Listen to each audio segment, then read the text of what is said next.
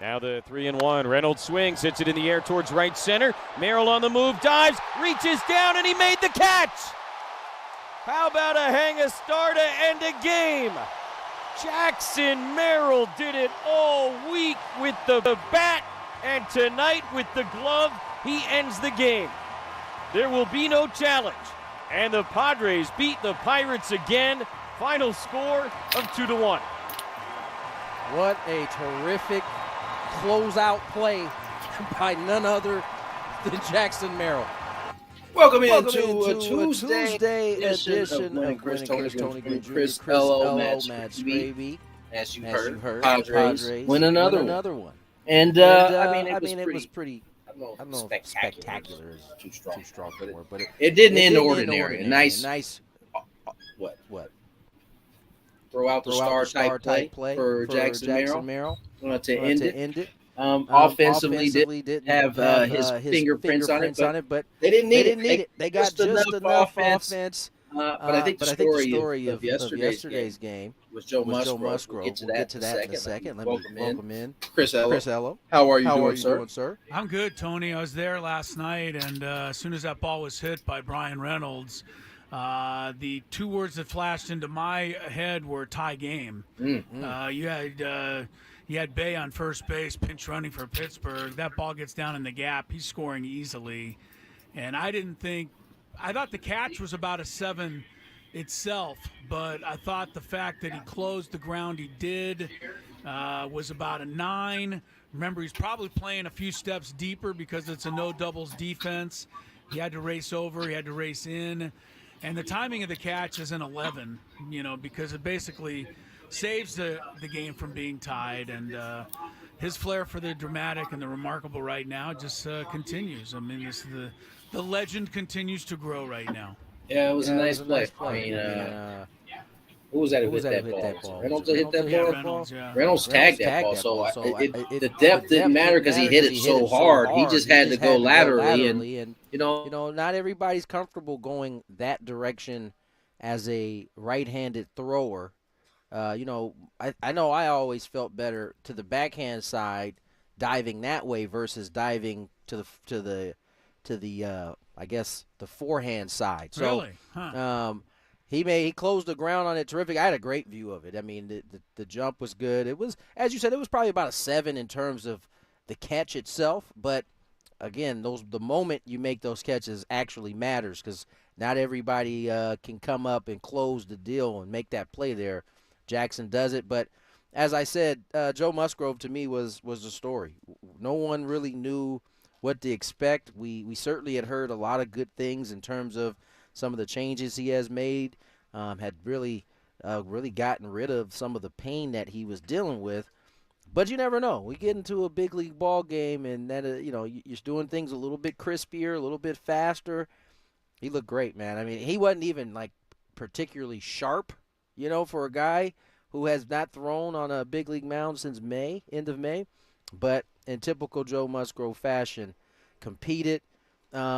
Velocity looked good. Spin looked good. I'm saying in terms, he didn't look sharp in terms of commanding all of it where he wanted to. But stuff was crispy. Fastball was popping. And it was just nice to see my man back on the mound again, man. That's a shot in the arm for this ball club. And it certainly helped to have him out there in a game in which they won 2-1. Yeah, I don't underestimate how important this was to the people in the clubhouse. I mean, we think about how important it was to us, the fans and everybody. And, we love Joe Musgrove as a whole here in San Diego. I'm sure there's a few fans out there that just are not Joe Musgrove, big supporters. But by and large, it's pretty hard to find somebody that doesn't like Joe Musgrove. So we're rooting for this guy. And the thing that impressed me the most, Tony, is you talked about some of the changes he's made in his delivery and his arm slot, whatever he has to do to try to take some of the pressure off, the injured, thing, to try to keep away from the injury. And usually when you make a change like that, you're almost going to give the guy a couple of games just to figure it out. And to come in there and throw 4 1/3 innings and allow just 2 hits and walk only 1 guy, that's pretty good. I think he hit a batter too, but my goodness, he was really good. And 63 pitches, 43 of them were strikes, and Yeah, I mean, that was big, and the Padres' bats were quiet last night, so it was important that Musgrove pitched scoreless baseball. And to nobody's surprise, the bullpen came in and did what they usually do after that. But what about Donovan Solano making Manny Machado plays down the third base line? He made 2 in a row there. He made one on the last. Or actually, both of them were the first 2 outs that Hoeing got after he came into the game. But, yeah, Donovan, I think somebody said on Twitter, you got Solano'd instead of Machado, because he made 2 really good plays in a row. But, yeah, Musgrove doing what he did, that means not only it helps you win a game last night, makes all the fans feel good, but everyone in that locker room and that clubhouse and this organization to know that potentially they've got, a solid Joe Musgrove going forward. That's a huge thing. So I mean, the Solano thing is not a surprise. I mean, it really hasn't mattered who the Padres have plugged in. A lot of times we've really done this before. It just hasn't turned out like this. I mean, the Padres have had injuries in the past. They've had guys in and out of the lineup, and they didn't have the kind of depth that they have this year, where you could plug someone in and not necessarily ask him to be a Manny Machado or ask him to be a Joe Musgrove or ask him to be a Yu Darvish or whoever it is that is missed. But everybody who has come in, and this goes back to the Korea trip, right? Where, you had Tyler Wade having got a start, and those guys have been so valuable in those roles all season long. Whether it was a Tyler Wade, whether it's a Solano, whether it's a Peralta, it's been Johnson at times. I mean, the Padres have had a set of different guys. So Zokar early in the season, they've had different guys at different moments fill the void that has been needed at the time, and they've really hit on all of them. I mean, at some point, everybody has contributed. At this point, they've contributed on multiple occasions in different games, and so I think this is why the Padres can have a night in which the offense is relatively quiet. 6 hits on both sides. The Padres did what the Pirates didn't do as well. They executed. When they got runners on second and over, when they got their opportunity, they cashed it in. And whether it's the sack bunt or sack fly or moving guys over, this is a part of what they've done well all season long. Yeah, the key statistic in the game last night was left on base. Padres left 2, Pirates left 10. And execution. Yeah, the Padres got their guys in, the Pirates did not. But, again, one of the reasons they didn't is because the kid makes the play. I'm trying not to overstate this. I'm trying to get away from the Rookie of the Year talk on, every hour of every show. But, he has, and Mike Schultz said this last night before the game, he has bludgeoned his way to the top of the Rookie of the Year picture. There's absolutely no way you can follow baseball, no matter where you are, even that East Coast bias thing, and not have seen some of the things that he's done in the last 6 days. 3 tying home runs and now a game-saving catch. That basically is, very responsible for 4 wins in a 6-day span. That has got to get the attention of everybody. So I don't think we need to keep saying he's the Rookie of the Year. He's making all of the cases for himself with his play, and his timing is insane, Tony. I mean, maybe we should have known that was how the game was going to end, because of the way things have been going for him lately. Yeah, no, but you said it all. Jackson's playing very well right now. Just needs to keep it up for another month and a half. So yeah.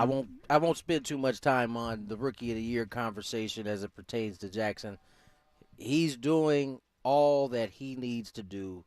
Ultimately, the voters need to pay close attention to what him and Paul Skeet, because that's basically the 2 dudes who, at this point, are in it. I mean, it could take. Listen, I do recall Paul Goldschmidt, the year he won, was out in front for a very, very long time. And then he had one of the worst middle of August on.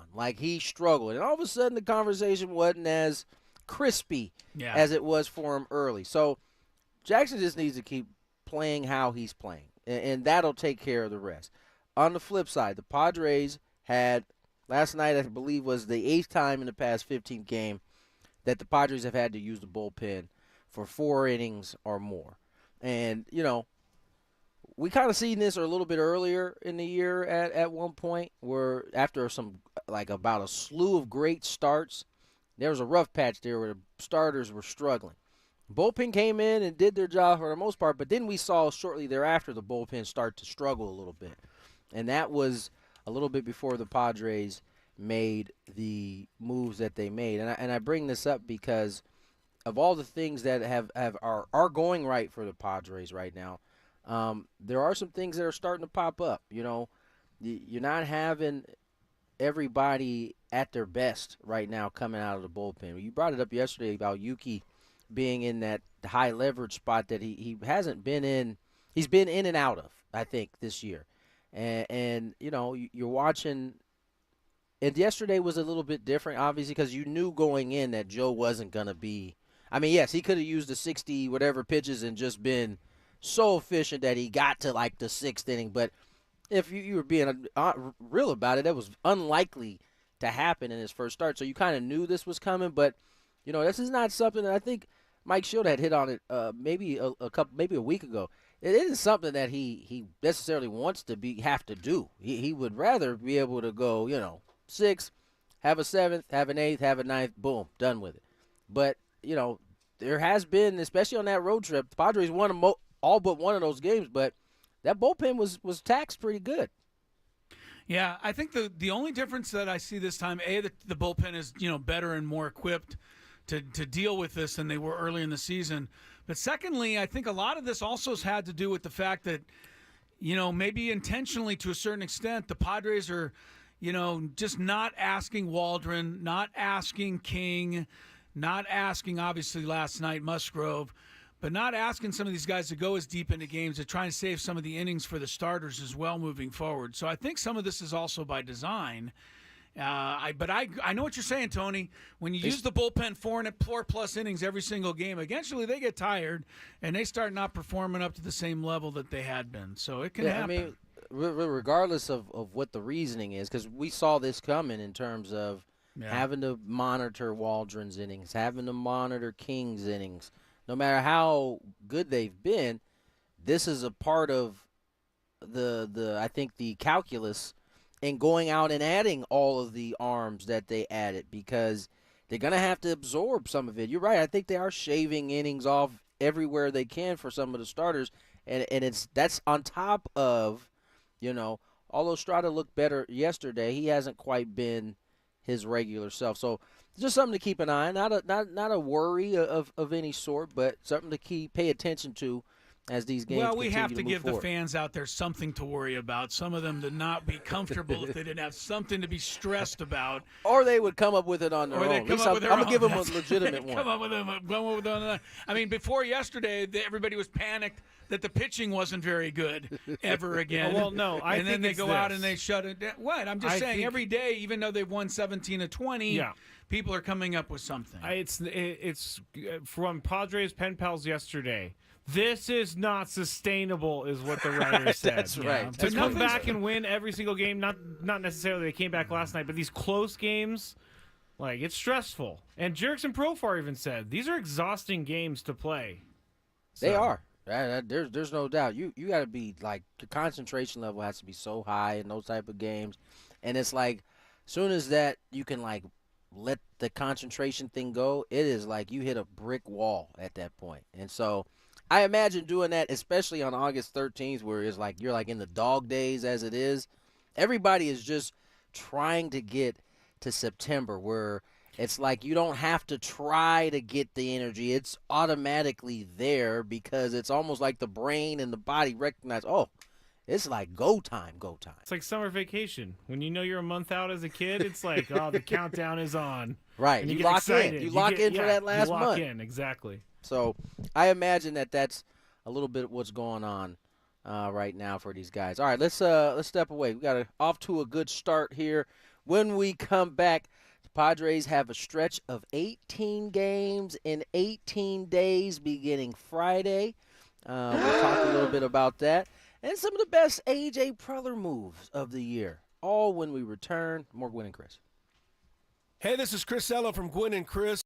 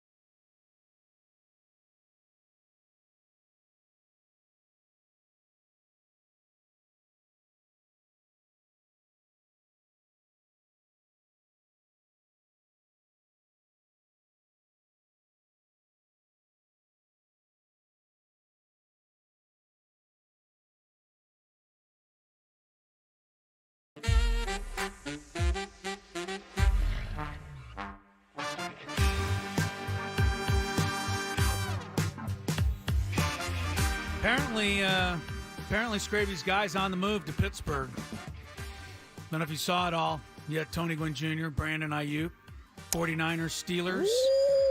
Appear to have a deal in place. Oh, that was also the news CBS over the weekend. Sports. So, all right, well, we'll see. Don't be mad, Scraby. No kidding. I just want the whole situation to go away. Don't get angry with me. Just don't kill the messenger. Well, you're reporting news that's 3 days old. It's not old. They apparently have. Okay. I know. I saw the news as I was walking to my car to leave for work today. It sounds like you're a little bitter. That's what it sounds I'm just ready for this whole thing to be over.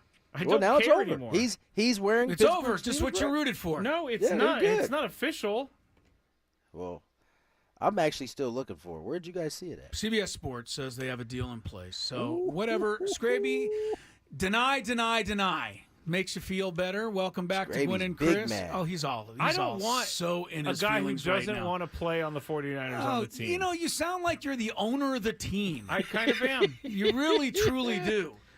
You're just a fan and stay in your lane. Hey, the 49ers are the only thing I will lose my mind over in the sports world. And you do. And I do. And this has been a major distraction, and this is going to ultimately hurt the team on the field. Yes, it is. Because guess who's your number one now? He's got to be a true number one. We'll ask about number one. Oh, wait, you know what? Never mind. There's later. No such thing as a number one receiver. So you guys will be fine. Okay. Debo. I mean, he's going to be good, but... Okay. Nobody cares that your feelings are this hurt. No. Over the you 49ers. Brought it up. Yeah. I just brought up a news story to the people that might be interested in knowing that Brandon Aiyuk is apparently on his way to the Steelers. He's a Steeler. You have gone into a complete, utter, deep depression, and you're trying to make yourself feel better by yelling out, "We don't want anybody who doesn't want to be a 49er." It's true. Why would you want someone on your team that doesn't want to be on your team? I don't understand it. Well, it's like when it is your team, I won't mind you saying that, but it is still not your team. What were you going to say, Tony? The team you're a fan of. I was going to say it's almost like you're upset that he doesn't want to be on your team, but you also don't want him on your team because he doesn't want to be on your team. I can see the conundrum. No, I think deep down inside, Brandon Aiyuk is like, man, they called my bluff, and now I'm going to Pittsburgh. Nah, bro, that ain't it. Well, you want to go to Pittsburgh where Russell Wilson and Justin Fields are slapping each other on the field? Yes, that's where he wants to go. Chris? Do you remember reporting that? He wants true stability. That's not stability. He wants to go. He wants to go where he has a solid, big league quarterback like Russell Wilson instead of some, ne'er-do-well youngster like Brock Purdy. What is Russell Wilson? And he gets to play for Mike Tomlin. That is a plus. I will give him that. So there's that. Mike Tomlin is a good coach. He's going to go. But, I mean, Justin Fields and Russell Wilson slapping each other during practice does not sound like stability. Where did this slapping each other? Chris reported it a few weeks ago. I saw a picture on Twitter. The two of them, they didn't slap each other. Justin Fields threw a touchdown pass in practice and turned to Russell Wilson and said something to the effect of, "Yep, the highest paid backup in the league. I ought to be working at Walmart." and for some reason, Russell Wilson thought that was kind of a rude thing to say, so he slapped him, and the bench is emptied at Pittsburgh training camp. Wait, is this real? Are you guys making this up? Is this real? This is not coming real. From the bearer of misinformation. It was a real tweet, and there was video of the brawl. Let me pull this up. This is crazy. Come on, It is crazy. It is crazy. Russell Wilson is crazy. I think he's the very definition of crazy these days. Welcome back, Gwynn and Chris. We are here. Scraby is now going to be down and out because it looks like his man is gone. Now, it's really funny because to listen to you complain about this, you're saying we don't want Aiyuk if he doesn't want to be here. What I'm hearing is, oh no, we lost him. That's what I'm hearing. That's what I'm hearing. I know what you're saying, but I'm not hearing that. Angry so that it doesn't hurt when he actually does get traded because it's going to hurt the team. Oh yeah, you think it's good to lose a wide receiver with like 3 weeks before the regular season? Absolutely not. Like, they had a deal in place with the Browns. They're going to send Amari Cooper back, and I would have been all about that. And then Brandon Aiyuk didn't want to get traded to the Patriots. Since when is he calling the shots? Come on. It's rough being Scraby. He threw his mic away. That's how pissed he was there. Yeah, he did. You brought this up, Chris, and you know where this would have gone. from the beginning. I know where it's going to go because you're a diehard. You're beyond the diehard. You're in a whole nother category. My blood, Chris. Yeah, it is. All right, we got the Padres and the Pirates coming up tonight. Game 2 of the 3-game series. Michael King is the starter tonight for the Padres, and we want to let you know that at some point during our show today, that means anytime now between now and 5:30, you're going to have a chance to win a pair of tickets to see one of my wife's favorite bands, Def Leppard. Doesn't mean you can invite her. Def Leppard and Journey. They are performing at Petco Park on August the 30th. Tickets are on sale now at Ticketmaster.com. So that is going to be coming up a little later. I got to say this. I'm searching for Russell Wilson slaps Fields. I can't find this bad boy anywhere. I need you guys to tell me where to find Russell Wilson slapping Fields. Justin Fields. When we did this, there were plenty of videos that came up, and I believe we got fooled, and I didn't want to call Chris out in the air for it. But I think that maybe that was an over-exaggeration. Oh, but it's a whole lot better if you go with my version of the story, isn't it? It is. But I don't believe that Justin Fields turned around and said, I guess I should be working at Walmart. And then on top of that, Russell Wilson said, oh, that's disrespectful. Let me slap So you're telling me they just had video of the brawl and they blamed it on Russell Wilson? Yeah, it's being confirmed on the chat. It's a fake report. See, I didn't do what you do to me and immediately say, oh, well, we got to we got to telling me it's a fugazi? It was a fugazi. It's a fugazi. I never for one. I thought, man, Russell Wilson is he must have really gone off the deep end if he slapped. He's going to the loony bin if he's slapping the guy. Either way, they did have a fight in practice. I mean, that was a true. fight. I did. Speaking of fights in practice, I thought this was special. Jesse sent me this. I had saw it earlier, but I didn't save it. Jesse just sent it to me. Jared Mayo's message. Did you guys see this to his Patriot team? I did not. This is great. I hadn't heard this before. He says this is the rules. If you are a starter and you fight, you're playing the entire preseason game. If you are a backup and you fight, you aren't playing a preseason game at all. That's how he is going. He must be one of these coaches that is not in agreement that these fights are okay, because that stance seems to tell me that these are punishments. Yeah. I mean, it does sound like a Can you imagine as a star like a Justin Jefferson out there, he gets to the fight. All right, man, you in the whole preseason game. Every round. That's pretty – I like that. I got to say, that's pretty creative. It's hard. I want these coaches to take back – coaches need to take back control of their locker rooms, man. They don't have as much as they used to, unless you're Mike Tomlin. I mean, how many coaches really can even do what Gerard Mayo's doing? I like it. Throw the gauntlet down. He's definitely throwing the gauntlet down for sure. Keep these guys at bay. Padres did win last night, 2-1 over the Pirates. Jackson Merrill got the final out on a beautiful running, diving catch in right center field. Padres did not do much on offense. I thought Profar once again came up with the one big hit they needed last night. You know, nobody was touching this Jake Woodford. The guy was pitching probably the game of his life into the 7th inning, and finally Profar rips one into the corner for a double. That set up the first run of the game, but it's not surprising that it's Profar once again. He came up with that big play. Bogarts obviously had to single him in once the infield came in, Tony, but how about his at-bat? Yeah. I mean, you talk about not just doing the job that you're asked to do there, which is getting him in.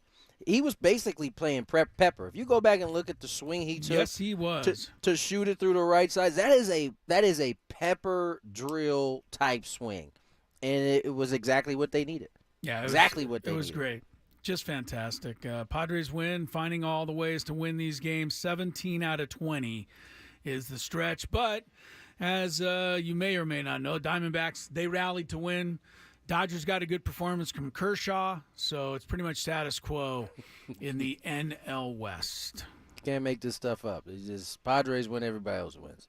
Yeah. The Giants did lose a 1-0 thriller to the Braves in extra innings. Blake Snell had a no-no going there for a little bit. Snell did it again, but he actually ended up getting outpitched by Chris Sale. Mm-hmm. So that was a really good battle of left-handers last night. That was an old San Francisco. School. ace matchup right there that you used to tune in for. Right. Every week that matchup would happen and everybody would be dialed in. Bob Gibson against Tom Seaver. This is boring. But that's the thing. Those games aren't boring. There might not be any action, but watching a pitcher who's on, like we've seen Blake before, like it's fun to watch him when he's got it going. So imagine that happening on both sides. You, as an offensive player, you're like, whoo. I just got to find a way to get on base somehow. Yep. It ain't even about getting a hit. Just get on base. That's what happened last night in San Fran, for sure. Yankees fell to the White Sox 12-2. I'm sure the folks in New York are just losing their minds today over that. How embarrassed. Oh, yeah, I can't wait. Oh, Where was Juan Soto for this one? Oh, boy. Now he's starting in on that, Juan Soto there. I am that was feeling even weird without today, me. guys. I'm going to be a weirdo. That was even without me. Will Leitch is coming up next. Speaking of... Sorry. Will Leitch is not a weirdo, thankfully. What's wrong with you today? I don't know. I just went into break mode and turned off all the mics. I don't know. I'm going to ask you out there not to go anywhere. We may be going somewhere when Gwynn and Chris returns. Gwynn and Chris.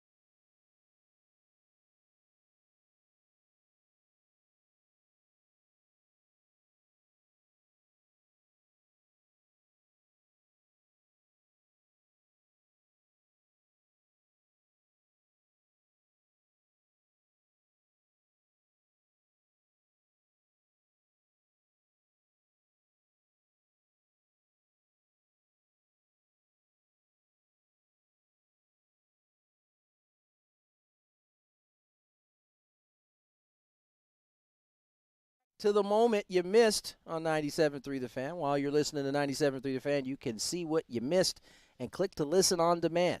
Missed a guest, feature, or if something crazy that tends to happen on this show, we got you covered. Download the free Odyssey app, search 97.3 The Fan, and tap earlier today to get started. Let's jump right to our phone lines. And our guest, Will Leitch, MLB.com, joins us. Will, it's been a minute, man. How are you? Good. I'm a little nervous to come on. I feel like I was on the show constantly last year saying, don't worry, the Padres are going to be fine. We're going to turn it around. And then it didn't. And now things are going well. I hope I don't jinx them. Yeah, well, I hope so, too. We have a little bit of PTSD out this way, and I don't know if it has anything to do with you, just that year in itself. But what the Padres have provided a little bit in some PTSD relief is some consistency here. And I just – on the East Coast, you know, specifically as we have this conversation is budding about young Jackson Merrill and Paul's schemes. What are you guys seeing out that way that, you know, may have kind of be able to kind of curtail what this story is going to end up being like?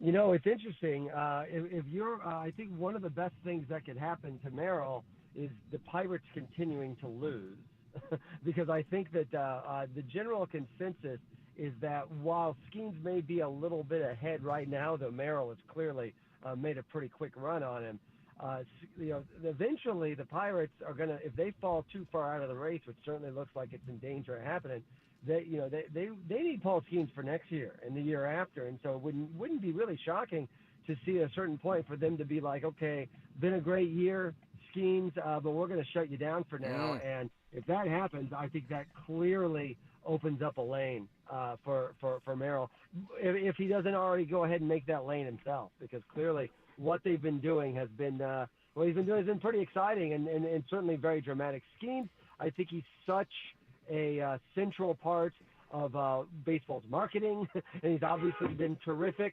But certainly, I think that what Merrill has been doing in some pretty high-profile moments has really been something to see. Yeah, I think the word is getting around for sure. Will Leitch is with us, talking some baseball here. How surprised are you that the Padres have gone on a 16-3 or 17-3 run now, and gone 14 games over 500, and all of a sudden even putting some pressure on the Dodgers? I mean, should we be a little astonished that this is happening before our very eyes out here, Will? I mean, I was pretty astonished that last year happened, so you're probably due for some good astonishment. To be entirely honest with you, I think that I think. Listen, even when we talked about last year's team, I think there was a sense that team was obviously better than what they were playing, and there was due for some good vibes, some good rebound vibes to finally happen. I think you're seeing that, but I think you're right. You touched on it earlier.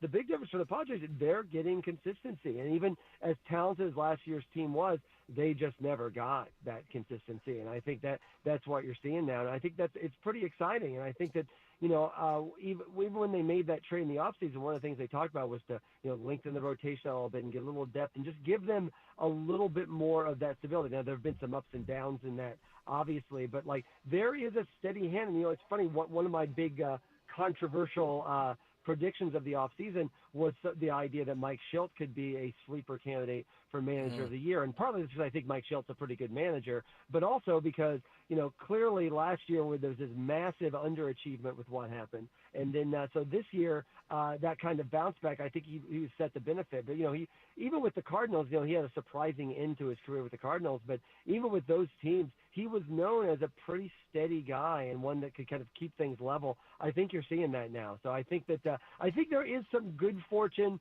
coming their way in where there was so much bad fortune last year. But really, I think it's as basic as, the baseball season's a long season. Those wild swings that you see, you really just kind of need to level that out. And I think you're seeing that. And frankly, I think that's one of the reasons they've been able to catch up, make some ground on the Dodgers. And the Dodgers obviously have a lot of talent, and now Betts is back, and we'll see what happens. But the Dodgers have had so many wild fluctuations this year and so many things that have gone this way and that way. I think there is something to that kind of steadiness. But also it's worth noting, it's really been kind of remarkable to see how the entire NL West has been really for the last month. It's crazy that basically three of the hottest teams in baseball come from the NL West, and none of them are the Dodgers.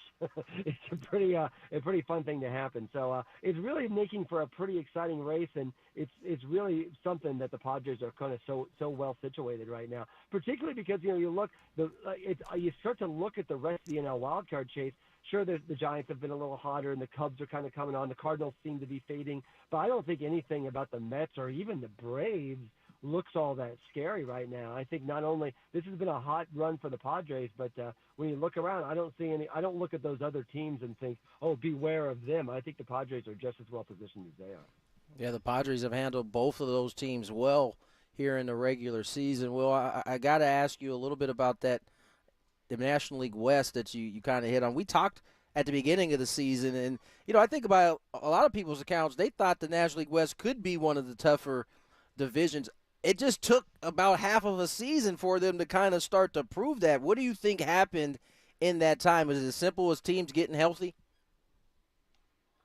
Partly that, but you've also seen them kind of get some stability too.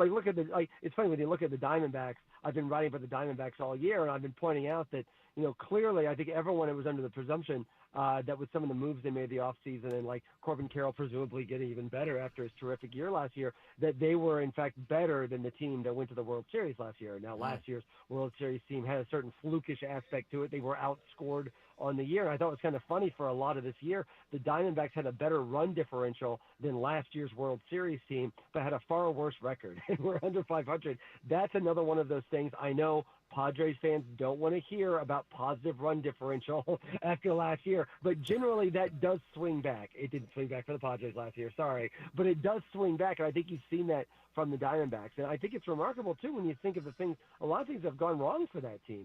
Jordan Montgomery was one of their big guys, and that hasn't really worked out at all. And even with the Giants, half of this season, Blake Snell was a mess for them until he's really snapped back now. So I think that, I do feel like a lot of things are landing just right for those teams, but also I think it speaks to all three of those teams, the Diamondbacks, the Giants, and I guess and the Padres as well. They all went into this season with the expectations of winning. Now the Padres took some obviously they lost Snell, they lost Soto, but I think going into the season the idea was the Padres were not punting. The Padres were trying to win this year just like the Diamondbacks and Giants were. And so the idea, at a certain level, these were the expectations for all three of those teams. It speaks to the idea that when you have those expectations, you're not like, say, the Nationals. The Nationals were a team that was kind of around the wild card chase for a while, but really was not that aggressive about going after some of their needs because they knew they were pushing off down the line. All three of those teams had a lot invested in this year and did what they could to add to those teams at the deadline and stay the course. And I think you're seeing the benefits of that now. Will Leitch is with us talking some baseball here on Gwynn and Chris. Will, there's a couple of strange statistical things that could happen this year, and I wanted to get some of your thoughts. Number one, it's looking more and more like we're not going to have a single team this year win 100 games. One of those teams could get hot and maybe get there, but at the moment, I don't think anybody's on pace for 100, and that doesn't happen very often. I think the last time was 2014. Maybe even stranger is what's going on in the National League, where as of right now, Luis Arraez and Marcell Ozuna are the only two hitters who qualify over the 300 batting mark, and Arraez is the leader, I think, at 305. We could have the first season in baseball history where a league doesn't have a 300 hitter. Do these two things say anything about the state of baseball as of right now? I think the first one definitely does, and in a way that I think is maybe not as positive, which is to say, winning 100 games, that's great, and it's very important, and if you win 100 games, great, you had an awesome season. But, ask the Baltimore Orioles last year of what good that got them in the playoffs. I think you're seeing more and more teams recognizing that trying to build that super team that dominates the regular season, it doesn't mean as much as it did in 1993 or 1984 or 1967. Really, you're just trying to get in the tournament. Ask the Diamondbacks about that last year, who won 85, 86 games and still went to the World Series. I think teams aren't necessarily incentivized to try to be 100-win teams. Basically what you want to do is you want to be your best self heading into October and not really sweat trying to become that kind of super team, which I'm not sure is great, right? Because I think that ultimately, I think it's good that more teams are in the playoff chase now. And I think that is positive, and I think that's a reason. That's the good side that you get with the expanded playoffs. The bad side you get is the regular season for these really top shelf teams like the Dodgers or like the Phillies. They can go ahead and have a bad month and not really sweat it or not really feel like they need to go do something to fix it, because really all they got to do is get in the tournament. And so the idea, like those pennant chases we've seen in the past where there's that famous year where the Giants won 103 games and didn't make the playoffs in like the late 80s, you're just not going to see that anymore. And so teams aren't encouraged to go for 100 wins, so they're not getting 100 wins.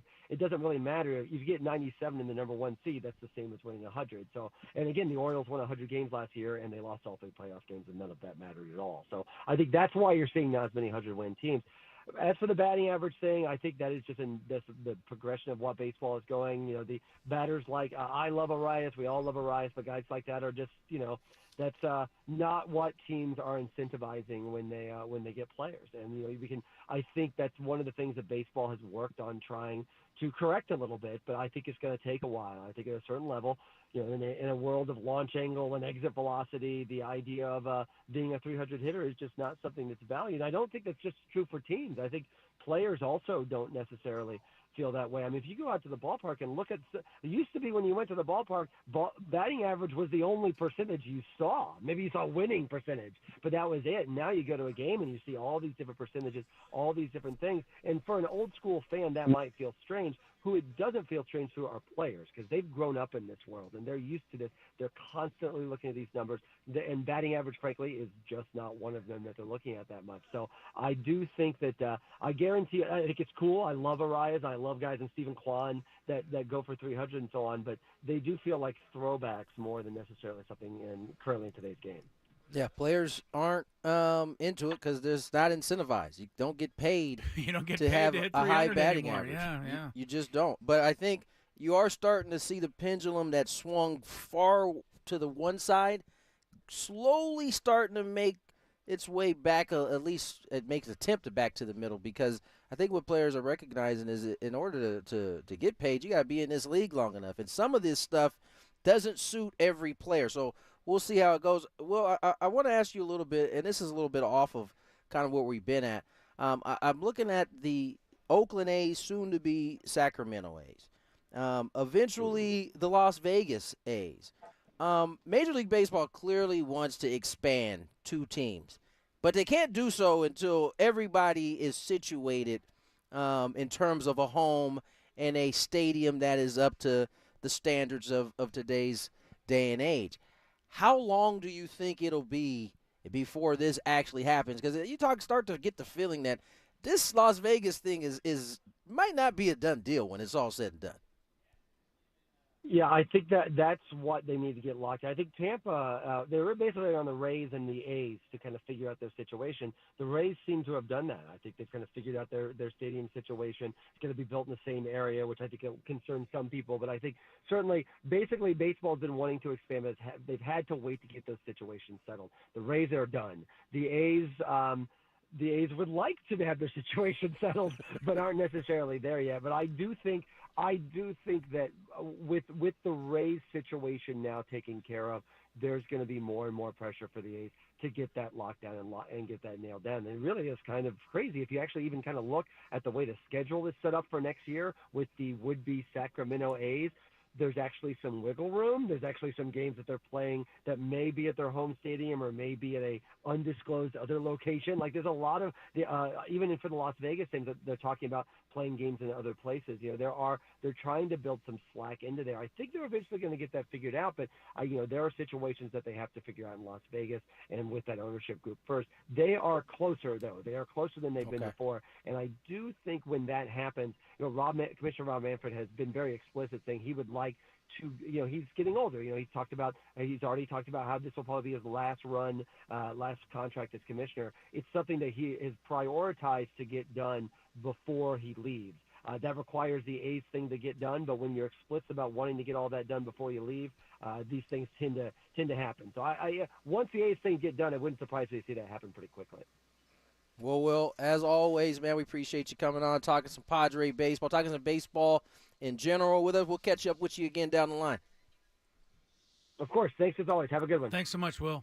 Will Leitch of MLB.com, kind of breaking it down as he sees fit. He said he was a little scared coming on because last year he was the Padres' biggest cheerleader, and it just never quite happened. Yeah, and I was doing a little looking at this 100-win team thing.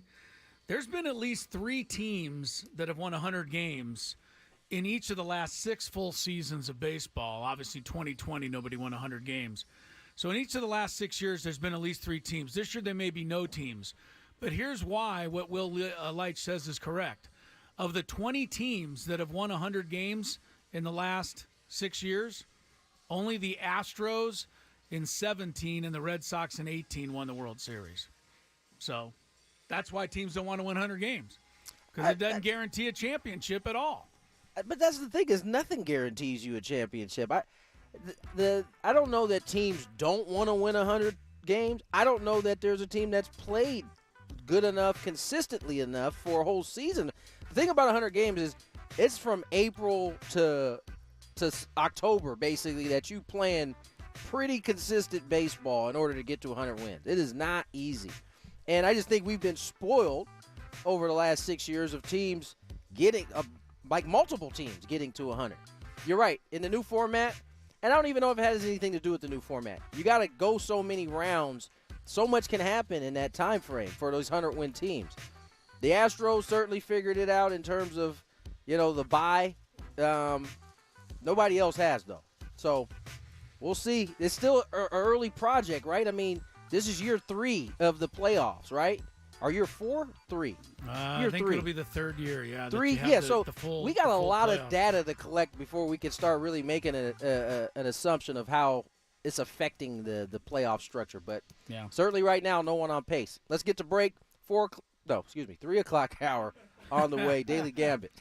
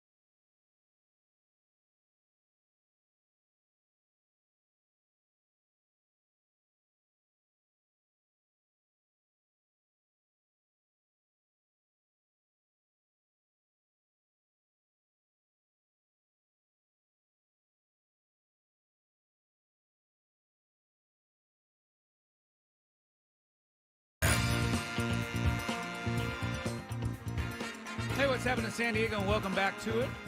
3 o'clock hour, Gwynn and Chris on a Tuesday. Crisello. Tony Gwynn Jr. down at Petco Park.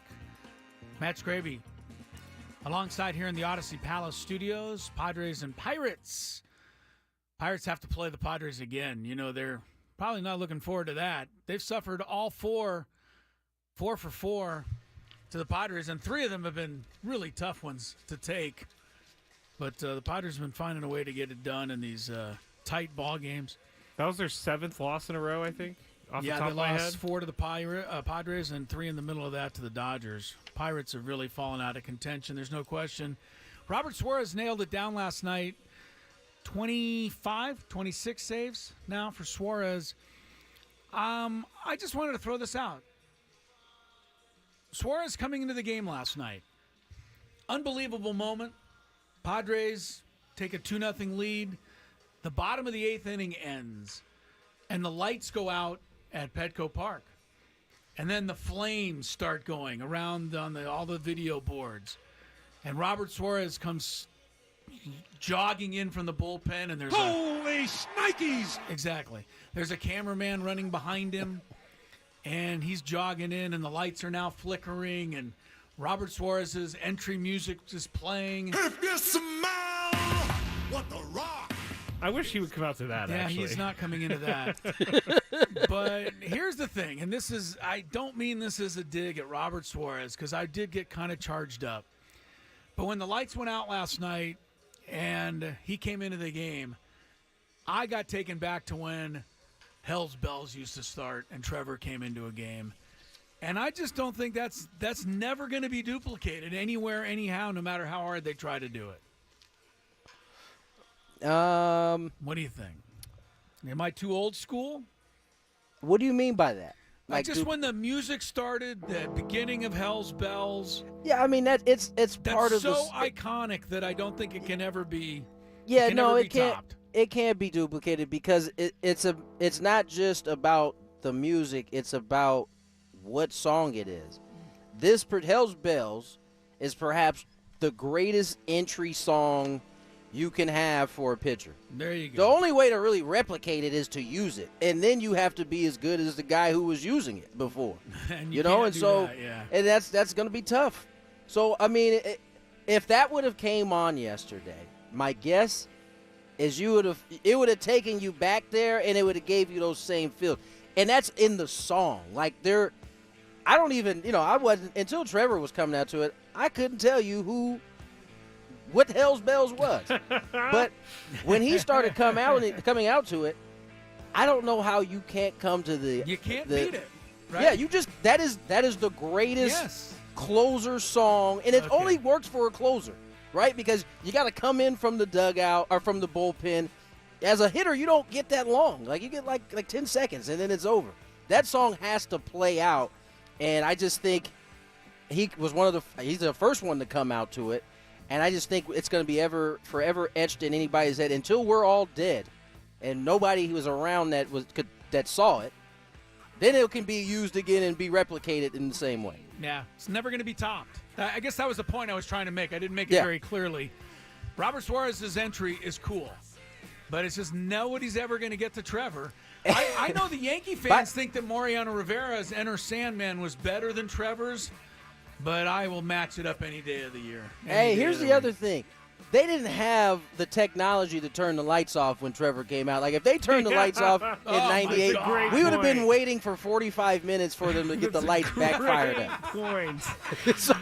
So if Trevor had these effects, it would definitely be over. We wouldn't. It would be hands down. Well, I know where you can find it.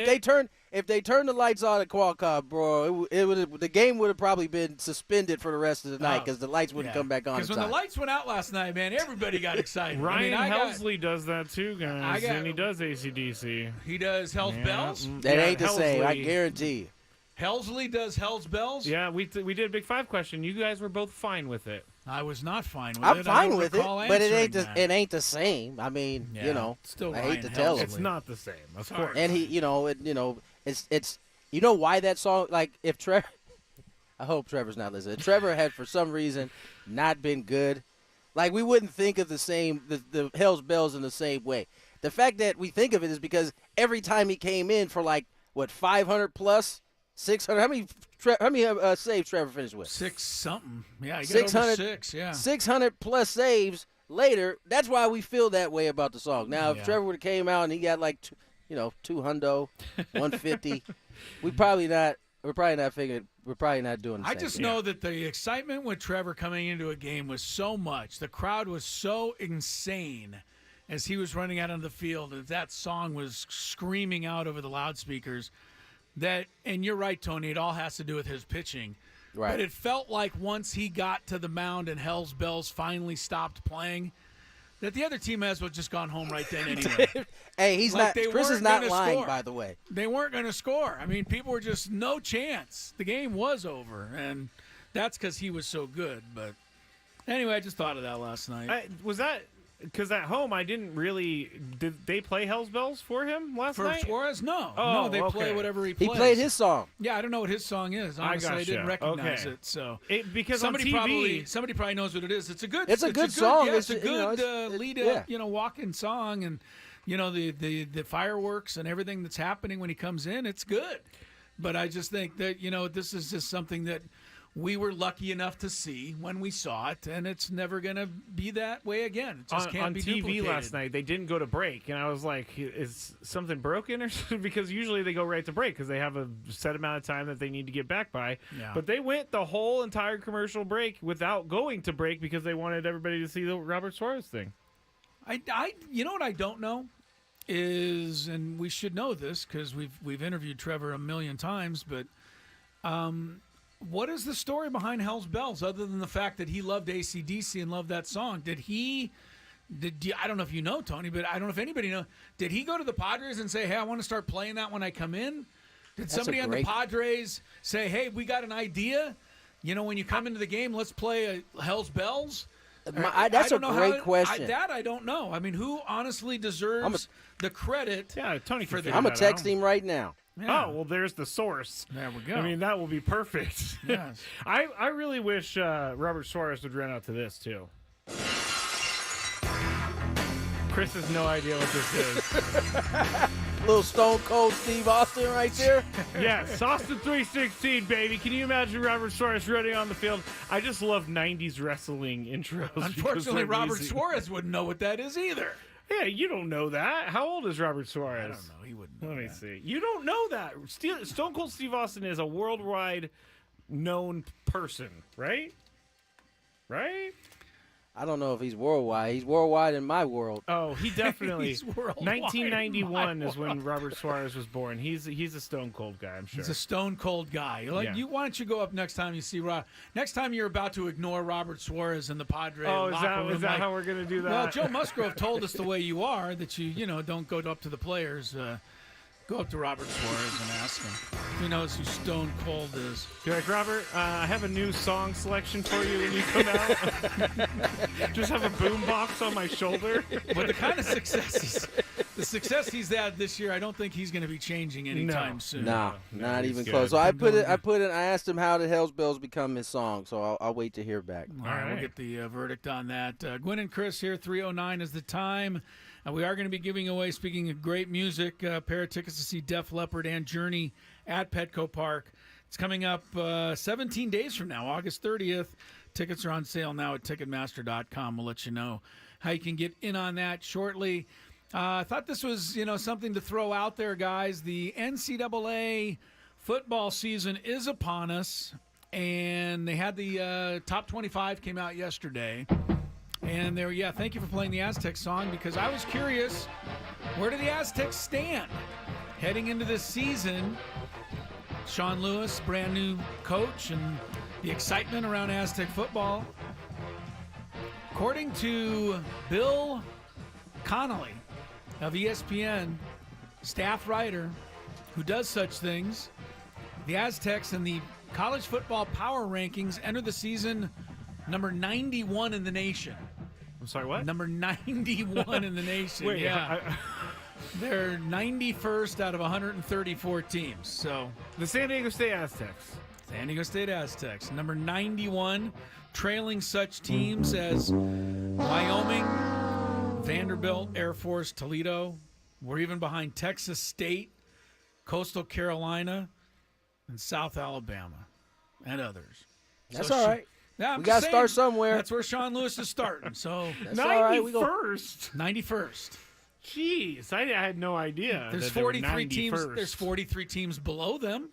If that makes you feel any better. That does a little bit. They were It does a little bit. They got a lot. They got a, I mean, that's the.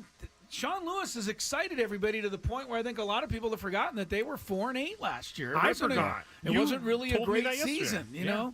So yeah, I think Sean. I think he's going to end up a lot higher than 91st, but that's where he's starting. So and they move up quickly once they're at 91st. You take out Texas A&M and Commerce. You go down to you beat 71. them, you're going to move up at least to 90th. I would hope so. and then Oregon State, you could make a big jump if you won that one. Now, if they lose to Texas A&M Commerce, they could be the last. Then they could They're be all the way down. not losing to Texas A&M Commerce. Stop it. If they lose to them, they could be last. I'm worried about it, guys. I'm worried about that. Actually, Kirk Kenny and I have been texting here and there, and we talked to him on the show last week. He is very positive about this team. And if Kirk is positive I'm about about to the say, team, that says a whole lot. Does. It does. It tells me that this team has a chance if Kirk is a little positive about it. Kirk is not always the most positive individual. So no, he'll tell it to you straight. Like he keeps it a buck. Yeah, so I'm happy that he's feeling positive about this season. Yeah, he did have an injury update today on one of their running backs. So Keenan Christian from the USC transfer, who was an Aztec last year, suffered an ankle injury in the FanFest game the other day. May not play on the opening game, but do we have an opening game day temperature? Yeah, it's got to be colder than it was for the original opening of Snapdragon Stadium. Still hot. That Arizona game, the hottest day in the history of San Diego. I sat directly in the sun for like maybe 5 minutes, and I was like, I can't do it. It's I too just hot. remember. It's funny because the hysteria of how hot it was and them having to make wholesale changes at the stadium to kind of find a way to keep it cooler was like at an all-time high. It was. And that is such typical bad luck for San Diego State. It really athletics. is. Well, it was If like if anything can go wrong, it will. And, I mean, you build a brand-new stadium, and everyone's excited, and it debuts on the hottest day in the history of the planet. It's and true. Everybody hated your stadium because of that, and that had nothing to do with it. Nothing to do with it I at went all. to it, and it was sort of like The Walking Dead because there were many people lying on the ground. It was with almost heat like strokes. Everybody was wiped out. Yeah, it was that. I think back to that day and like getting on Twitter and just seeing how crazy everybody. Now San Diego State did this, and San Diego State did that. Why and San didn't Diego they State put an awning over the stadium? Why didn't they pour water over every? I mean, what do you want them to do? That's where we all started finding out like the details of an awning and how it worked because everybody was looking it up at the time. Yes, where's an awning? It only costs an extra $42 million. They should have had it up. That's why the Braves Ready don't to have go. a roof on their stadium. I mean, poor Aztecs. How about this? Why don't you not drink a lot of alcohol and you drink water in the heat? That might help a little bit. try to stay hydrated. Yes, Something beer doesn't necessarily accomplish. Yes. Beer definitely doesn't accomplish that. Ooh, I have a Jazz Chisholm Update. Yes. All right, we'll give it What to us happened? what happened. With an update. What happened? Tell to him? us. We He wanna left the know. game last night. That's awesome. Okay, we'll tell you on the other side. I'll tell you Tony on the break, so you. Okay. Okay. Thank you. You're welcome. Daily Gambit is next, and we'll find out what happened to Jazz Chisholm. That'll bring you back on 97.3 The Fan. From the 97.3 The Fan Traffic Center, here's Kelly Danick.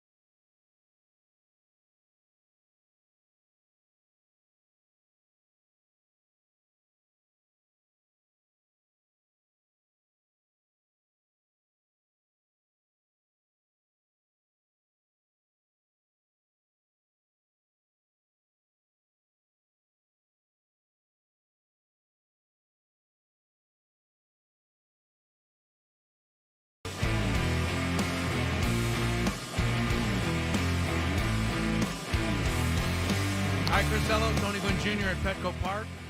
Matt Scraby, Gwynn and Chris, 97.3 The Fan. San Diego's #1 sports talk station. 3:21 is the time. Rolling towards 5:30 this evening, Pirates and Padres Game 2 of the 3-game series. I thank you there, Pirate Steve. Pirate Steve. From Dodgeball. Oh, sorry. Don't know the Dodgeball references. What? Yeah, have you never watched Dodgeball? Haven't. Okay, we were doing a segment in the winter. Are you going to tell me that it's a great movie? We're going to do a segment in the winter. I'm sure you are. Where Chris is going to make me watch something I haven't watched, and I'm going to make Chris watch something he hasn't watched, and Dodgeball is going to be on that list. Oh, goodness. Oh, we got great movie on the chat. There you go. I bet. Yeah. Every movie you've ever seen is a great movie. It's true. I got the Padres starting lineup here, and we have a daily gambit, but who can do any of that while we're all on the edge of our seat waiting to find out what happened to Jazz Chisholm of the Yankees? Thank you very much, Chris. Jazz Chisholm exited the game last night, and he is likely, Aaron Boone is saying, that he is headed to the IL with a left UCL injury. They are determining the severity of it, if surgery will be needed. But bad news for the Yankees because Jazz Chisholm came in blazing. He came flying out of the gate for the Yankees, right? He hit like 4 home runs in their first 3 games.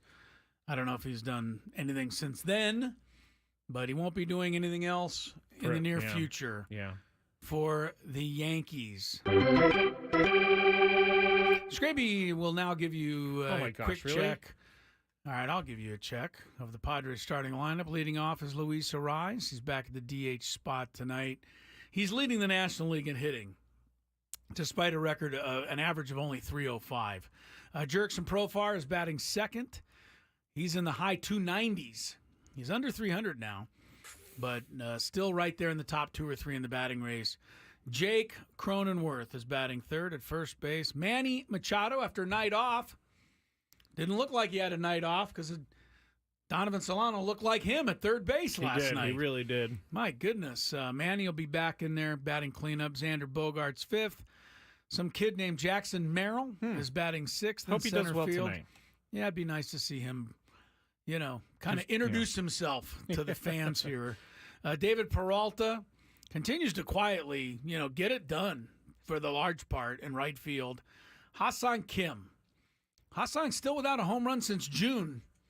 Almost had one, of course, on Sunday in Miami, but that didn't happen as it turned out.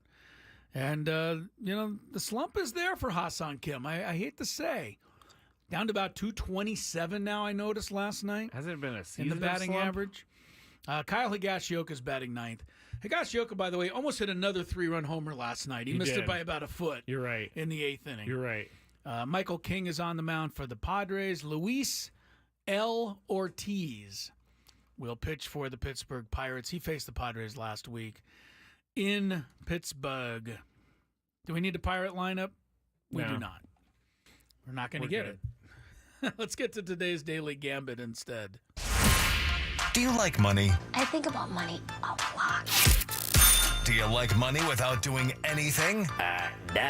Winning. Do you want to make money while watching sports? I think Washington is immortal luck. Washington! Woohoo! If you answered yes, this is your segment. Just don't blame us when you lose. Nothing is ever your fault. It's your game. Take it. Gwynn and Chris go through the top bets of the day in The Daily Gambit on 97.3 The Fan. Daily Gambit is our daily sports betting segment here on Gwynn and Chris. Please, everybody, gamble responsibly. We made some bets last night. We will review those bets. However, Chris, I'm going to retweet something from at 97.3 The Fan SD. We have our Eliminator Challenge has been set up, and I found a website that's going to be able to take everyone, and that's ESPN. So I tweeted out earlier, but if you are interested in playing the Eliminator Challenge for the NFL season, go to at 97.3 The Fan SD and sign up for it. Basically, here's the rules. You have to pick one team each week. Once you pick them, you cannot pick them anymore. If your team wins, you move on. If your team loses, you are out, and that includes even if you lose in week 1. So lots on the line every single week, Chris. Well, I'm in it. You're in it. Tony will be in there. I think a lot of people from the radio station will be in it. So if you want to get in the Eliminator Challenge, have some fun with us throughout the football season. Make sure you sign up at 97.3 The Fan. I did want to say one thing in defense of Jazz Chisholm. Yes. He did hit 4 home runs in his first 3 games of the Yankees.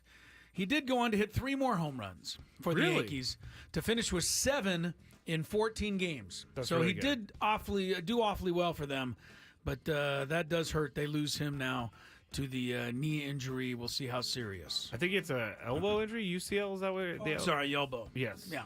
All right, here are our bets from last night.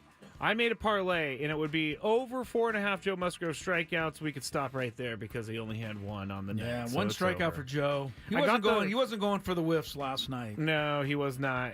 We'll move on. Padres -1.5 on the run line over the Pirates. Both of us picked the Padres. Both of us were wrong because the Padres won, but they only won by 1 run, 2-1. Yeah, as it turned out, that ball that got past Jay Cronenworth and scored the Pirate run in the 9th inning with 2 outs determined the wager. There you go. I bet you there's a lot of people on casino floors in Las Vegas last night either screaming or angry, one or the other at that play. The game last night, over under 8 runs total. We both went over, and obviously we're well short of that with only 3 runs. Shota Imanaga for the Cubs, over under 6 1/3 innings pitched last night. Chris said over, I said under. He went 5. I said over? I thought I said under. Okay, I wrote under. Okay, but I could have said over no, and just I don't written remember. under. If you have it, you're pretty good at that. I'm not an Imanaga fan, so I'm pretty sure I did under. Okay, Dodgers in Milwaukee, over under 8 runs in that game. You went under. I went over. You were correct because the score was 5-2 Dodgers. Kershaw pitched well. He did. All those people who are trying to give up on Kershaw, don't go too fast on that. Yankees were favored by 1.5 runs over the White Sox last night. And I suggested that they should be favored by 2.5 or 3.5. Yes. And both of us went Yankees thinking this was an easy one. The White Sox broke out last night. 12 runs, 18 hits. They win 12-2. We lose the bet. Who did they get 7 of those runs off of? Enyel De Los Santos. Yeah, sorry about that, Enyel. Yeah. We hardly knew you. we really did. Yeah. Oh, well, we knew. We just, it was hard to watch at times. I don't think Padre fans miss Enyel De Los Santos, I don't think so honestly. either. Yeah, I don't think so either. Braves and Giants, who had more strikeouts in the game? Chris Sale or Blake Snell? Both of us went with Snellzilla. We were close, but Sale, he had 12, and Blake Snell had 11. Oh, that would have been a heartbreak loss right there in the betting world. I was 2-4 last night. You were 1-5. Oh, wow. So, sorry really? about that. I was that bad? I didn't realize that. Yes, you were bad last night. Geez. Let's see if we can turn it around tonight as we go to the Yankees. Again, 1.5 over the White Sox. You can't possibly bet the White Sox to beat them again, can you? I'll take the Yankees. What are you doing? I'm going to take the Yankees. They're not going to have 12 runs 2 games in a row. It's just not going to happen. We'll see. Turek Skubal, one of the AL Cy Young favorites, 8 strikeouts tonight. Wow. Over under in his matchup on the Hill. He's facing, let me see, the Seattle Mariners, who do strike out a lot. If I recall, when they were in town, remember their beat writer said they struck out like endlessly. And Julio Rodriguez was in a major slump, and then he had 4 hits. Then he got hot. Run, yeah. Right. Who do you like here? Skubal, 8 strikeouts. After the trade deadline, I really have not paid attention to anything that he's been doing. So I'm just going to say that he is over. Over. Okay, because of that, I'll say under, but he's been pretty good. The AL Cy Young, from what I'm hearing, because I don't follow it as closely as the NL, it's going to come down to either Skubal or our old friend Seth Lugo. Ooh, I hope Lugo wins. And Lugo's pitching tonight for the Royals. He is 6 1/3 innings, over or under, in his matchup, and that is at Minnesota against the Twins. I will support Seth Lugo. Over. Although 6 2/3 is a lot. It is. These days. It is. But he's been going pretty deep into games, I thought. Yes, he has. Going to support I'm going to go Seth under. Lugo? I think no, he you're goes not 6. supporting him. Okay. Not supporting him tonight. That doesn't mean he's... LA Dodgers are 1.5 over Milwaukee. Last night I went the Dodgers' way. Tonight, Scraby, what do you think in Milwaukee? I'm going to go for the Brew Crew. Come on, Brew Crew. Give us a little help. Would you please? Need some. Come on, man. We'll take Milwaukee here for sure. Now, 2 on the Padre game. Over under 8 runs tonight. Padres and Pirates. Over under 8. Over under 8. This is going to be over tonight. That whatever happened with Jake Woodford last night is not happening tonight with Luis Ortiz. We say that a lot. I know we do, but the Padres are going to hit tonight. So you're saying over. I'm saying over. I'm going to go under just to get one back. Interesting. In case okay. they do that. And then Michael King, over under 6 innings for him tonight, starting for the Padres. Michael King is an interesting one because he does sometimes rack up the pitches early in games. Mm-hmm. I'm going to say he goes over. You're going to say over anyway. Yes. You just said you made a statement as to that you're going under. I know. I don't want to cheer against him, so I'm going to All right, go I'm over. not cheering against him, but I'm still saying under. Michael King can pitch really well and still get taken out after 5 2/3 innings. That's true. It seems like sometimes he's just sailing along. He's doing great. He's striking everybody out. And then he looks over, and here comes Mike Schilt. And the look on Michael King's face is, oh, no. Like, really? Like, really? You're not taking me out now? I mean, it was last week. He started out the game. I think he struck out the first 2 batters against the Pirates, and then there was the Bryce Johnson air, and then he threw like 30 more pitches in that inning. Yep, that hurt him last week. All right, I'll say under. There's our picks today. Hopefully we'll do a little better than we did last night. We're up against a quick break. When we come back, Chris's Fantabulous Sports Game Show. No. The rivalry resumes between Scraby and Tony next on Gwynn and Chris. Where would you see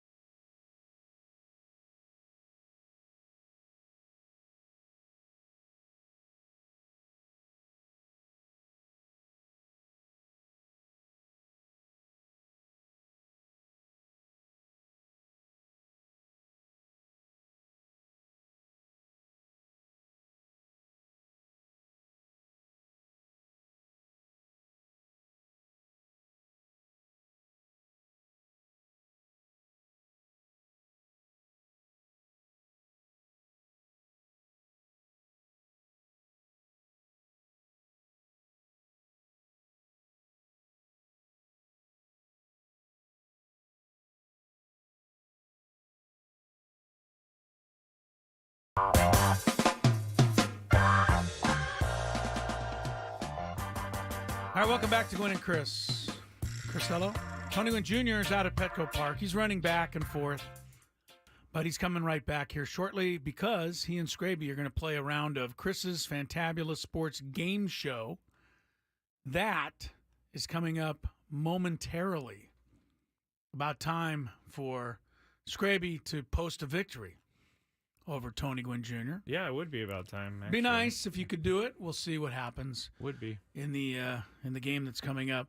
I want to give everybody an opportunity right now to win a pair of tickets to see two great bands at Petco Park. One is Def Leppard. One is Journey. All right. I'm trying to come up with the definitive trivia question for this. Okay. I'm not really coming up with it. It's okay to just give them away. Really? I think so. Never Stop Believing. Oh, no, Don't Stop Believing.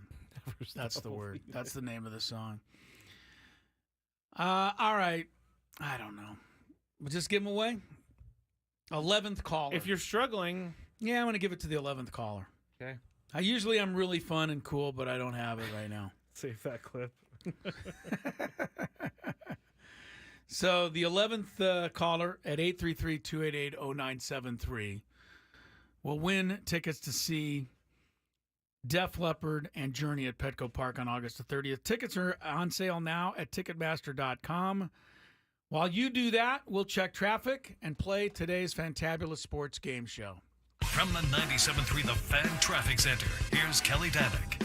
Couple of problems in the North County. You got a big rig fire northbound side of the 15 before Via Rancho Parkway. It's over the right shoulder, and a collision on West 78 Sycamore Avenue off-ramp. I'm Kelly Danick with Gwynn and Chris, San Diego's #1 sports station, 97.3 The Fan. Hey, all you beautiful people out there. It's time to play one of our favorite games of the week. All right! We like to call it... Ooh, I'm gonna go... Chris's Fantabulous Sports Game Show! And it starts right now on 97.3 The Fan. And hi, how are you, all you beautiful people out there? Welcome to the Fantabulous Sports Game Show. I am Mr. LO, and we are ready to play today with, neither player as the reigning champion of the Fantabulous Sports Game Show. That's right, Adam Klug took the last title, a non-sports related game. Yeah, thanks for doing that when I wasn't with here. Scraby out. We did a little geography. Neither Tony nor Adam was able to come up with the fact that Nebraska and Montana are located west of the Mississippi. Are you kidding me? I would have known that in a heartbeat. Yeah, maybe. And then maybe you would have forgotten a different state. Anyway, it went into a tiebreaker. Adam prevailed in an exciting tiebreaker. But that's neither here nor there because it's back to the contest that we all love, Matt Scraby versus Tony Gwynn Jr., and we're going to get right to it. I'll give the category today. They will name answers going back and forth. If you get one wrong, you get a strike. 3 strikes and you're out. There are 20 points up for grabs today on 16 different correct answers, but some of them are repeated answers. And if you get those, you will score more points. Ooh. So those will be ones you will try to target today. What's the category again? I'm sorry. I haven't given the category yet. Okay. I'm keeping everybody in a bit of suspense. You can play along out there, see how well you do. This is not a creative category today. Straight up, right in your face, name the Major League Baseball players that have won MVP awards over the last 10 seasons. Name the Major League Baseball players, American and National League, that have won MVP awards over the last 10 seasons. That means 2014 through 2023. All right, so you have 10 seasons, thus 20 points, because there's 10 on each side. Scraby, you want to go first or second in today's category? You know what, I'm going to go second today. That's not a good move. Okay, because I'm you just go gave him today. 3 points. He's going to take the first answer and score 3 points. You want him to do that? No, I don't. Oh, my God. He is not smart at all, Tony. What the heck? You should never lose to this guy, honestly. What the heck? He struggles. All right, go ahead, Tony. You're first. Scraby said No, go ahead, Scrape. No, I want Tony to go now. No, go ahead, Scrape. Okay. Shohei Ohtani. Shohei Ohtani, that's worth 2 points, actually. He won the MVP award in 23 and 21. So Scraby takes a 2-0 lead. Tony's turn. Scraby, you're unbelievable. You guys have already thrown me off. Thrown you off? How have we thrown you off? Good. I'll take Michael Trout. Mike Trout's a better one to take. He's you know won why 3. it didn't come to mind? Because he never plays. Well, he played in 2019, and 2014, or 2019, 16, and 14. He won the MVP all 3 times. So Tony takes a 3-2 lead. So even though you went first, you still boxed up the strategy. That's not true. Scraby, it is your turn. Who would you like to select now? Aaron Judge. Aaron Judge, one-time winner, 2022. That is worth a single point for you. That ties things up at 3-3. And now it is Tony's turn. How about perhaps the greatest right-handed hitter of all time, Miguel Cabrera? Miguel Cabrera. That is After going to 2014? That is going to be a buzzer for Tony Gwynn Jr. Miguel Cabrera did not win an MVP award in the last 10 years. I went 2012. Yeah, I think he went 12 and 11 or 13. Anyway, 12 Miguel and 13. Yeah. I messed up on the dates. So there. Tony Gwynn Jr. getting a little. It'll make it more interesting. He's getting a little cocky now over there. He Scraby. should. I mean, He's getting wins. cocky now. He's got a strike. Scraby does not have a strike, and we're tied 3-3. And Come it is on, your Scrabe. turn, Scraby. I'm going to take my guy from last year, Ronald Acuna Jr. Ronald Acuna Jr., safe pick, but correct, and gives you the lead 4-3. There's still one 2-time winner remaining. Everybody else won at once. Tony Gwynn Jr., it is your selection. Trailing by a single point now. How about this one? Clayton Kershaw. Ooh, Clayton Kershaw, sneaky. 2014 just sneaks in there. He did win the MVP 10 years ago this season. And that ties it back up for Tony. It is Scraby 4. It is Tony 4. And Scraby, it is your turn with 11 correct answers remaining. Now I'm getting a little weird. You're getting a little weird. Yeah. It's in the last 10 years. Every AL player that's ever played is not coming to mind. No, you have National League as well. Yeah, you have National League. What about Mookie Betts? Mookie Betts. Mookie. American League MVP in 2018. That is correct for the Boston Red Sox. Mookie Betts won it. And Scraby goes ahead now, 5-4. 9 points have been taken, 11 points left, 10 correct answers. Tony Gwynn Jr. How about one Bryce Harper? There's the other guy that won twice. Tony takes him off the board with a 2-pointer. He won once for Philadelphia in 2021. He won once for Washington in 2015. So Tony has taken a 6-5 lead, but Tony does have a strike against him. Scraby, it is your turn. 7, 8, 9 answers remaining. Oh, gosh. 9 correct answers remaining for you to choose from here. MVPs in Major League Baseball the last 10 years. Whoa, hello. Oh! Wow, don't get hurt. Christian Yelich. Better be right after that discovery. It is good. He just binged in. Talk about cocky. Well, He just rang the bell before I told you it was right. Well, because I knew it was right. Oh, I see. Okay. Because on MLB The Show, it shows accomplishments, and I remembered it said MVP. Sorry that I'm here to interrupt the game for you. We are tied at 6-6. Tony has a strike, and it is Tony's turn to name an MVP in the last 10 years. 8 correct answers remain on the board. How about one Cody Bellinger? Cody Bellinger, Los Angeles Dodgers, 2019. Tony Gwynn Jr. is very good at this. Yeah. Let's He's give got him a a category 7-6 lead. In fact, he gave away a strike on purpose today. He did not. He's feeling so giddy about I just things. can't add, or hear for that matter. So, Scraby, you need one to tie it back up. There are still plenty of correct answers. 7 remaining that are MVPs over the last 10 years. Ooh. I'll give you a clue. There are 4 in the National League left, and there are 3 in the American League left, if that should help you in any way, shape, or form. Remember, you can play out there along, see how many you can get. Scraby's thinking hard here, trying to avoid his first strike. He's trailing 7-6. Oh, Tony is goading him on in the background. Oh! Vladimir Guerrero Jr. Vladimir Guerrero Jr. See, I didn't ring it because I wasn't sure. Well, it's not correct. Vladimir Guerrero Jr. has not yet won an MVP award. I thought he did. That's why he got His the cover. dad, I believe, won one, but Vladimir Guerrero Jr. not yet quite an MVP. I think he won a home run derby This is as good as he's done so far. There you go. All right, so that's what you were thinking of. Scraby's got his first strike. Tony's got a 7-6 lead with 7 correct answers remaining. Tony, your turn. How about Freddie Freeman? Freddie Freeman. God, he's just ripping them off. I wasn't sure. 2020 with the Atlanta Braves, Freddie Freeman did take an MVP trophy that home. one doesn't count. He did. That gives Tony Gwynn Jr. an 8-6 lead. How did he get so far ahead? Well, he had a 2-pointer with Bryce Harper, and he had a 3-pointer with Mike Trout. I'm still kind of angry. You know, this would have been a much better category for Adam than it would have been for me. I would have loved the geography category. Why are you living in the past? Because I'm losing and I'm going to lose. Adam would have got smoked just like you get smoked. I don't know. Now. Adam's got a little bit better memory for stuff like that. This. He does, especially when it comes to states and sports. 8-6 is the score. You guys are just bickering back and forth here as the game goes on. 8-6, 1 strike apiece. Scraby, 3 in the National League, 3 in the American League. MVP winners in the last 10 years. You need to come up big right here. What about Jose Ramirez? What about Jose Ramirez? He certainly should have won one by now. Should have. He certainly has not, unfortunately. Jose Ramirez is a strike 2 for Scraby. At least I'm throwing out good guesses. You're guessing a guy, if you do say so yourself, failing to realize that an incorrect answer is never truly a good guess. But that is right. Jose Ramirez is probably one of the better players not to win an MVP award.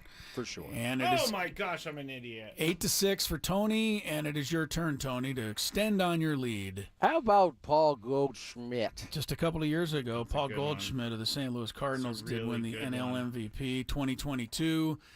I mean, you talk about coming out of nowhere. I mean, he did, and he got it. So it is 9-6 now. Tony's bravado is showing through here as we get late in the game. Scraby needs one to avoid elimination, and is he going to come up with it?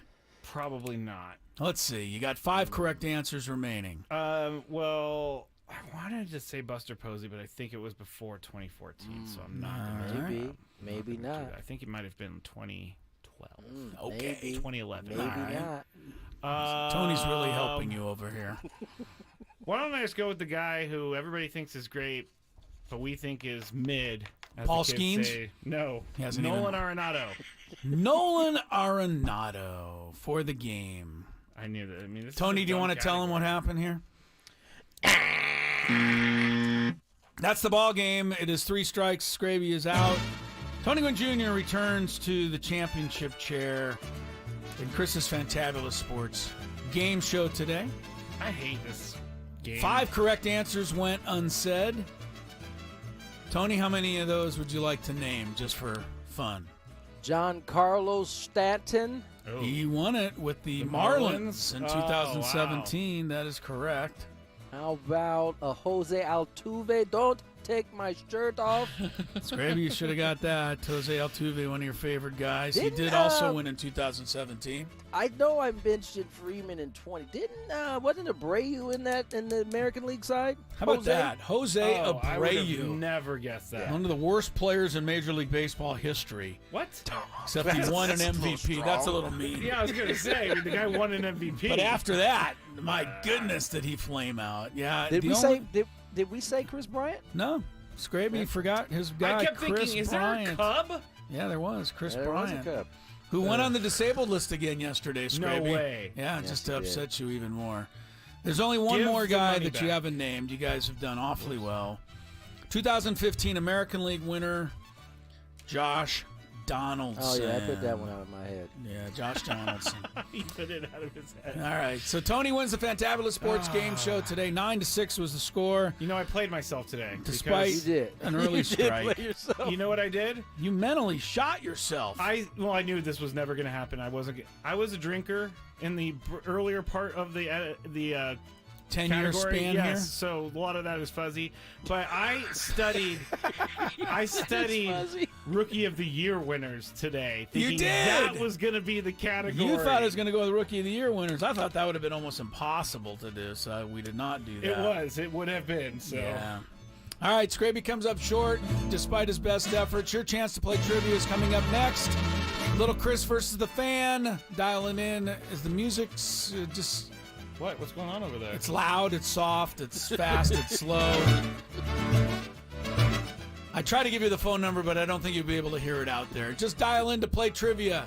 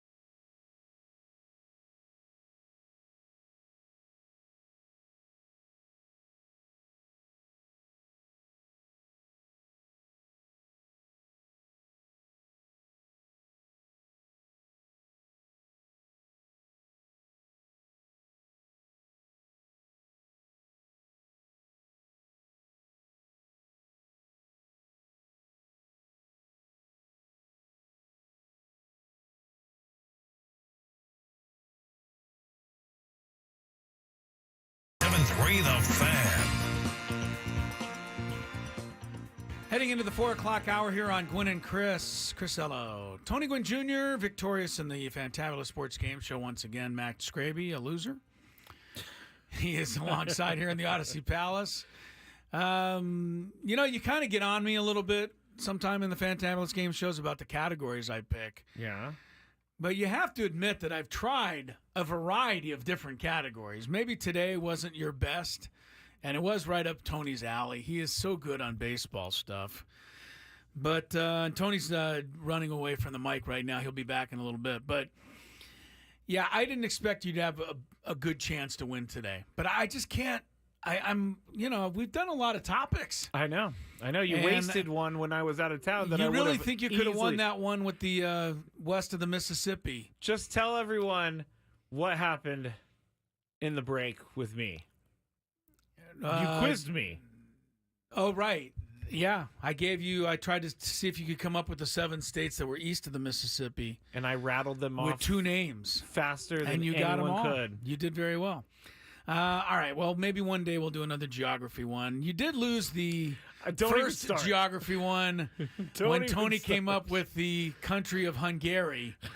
And knocked you off in that particular category. So. That still irks me. Because he guessed Russia as a European country. And he got it.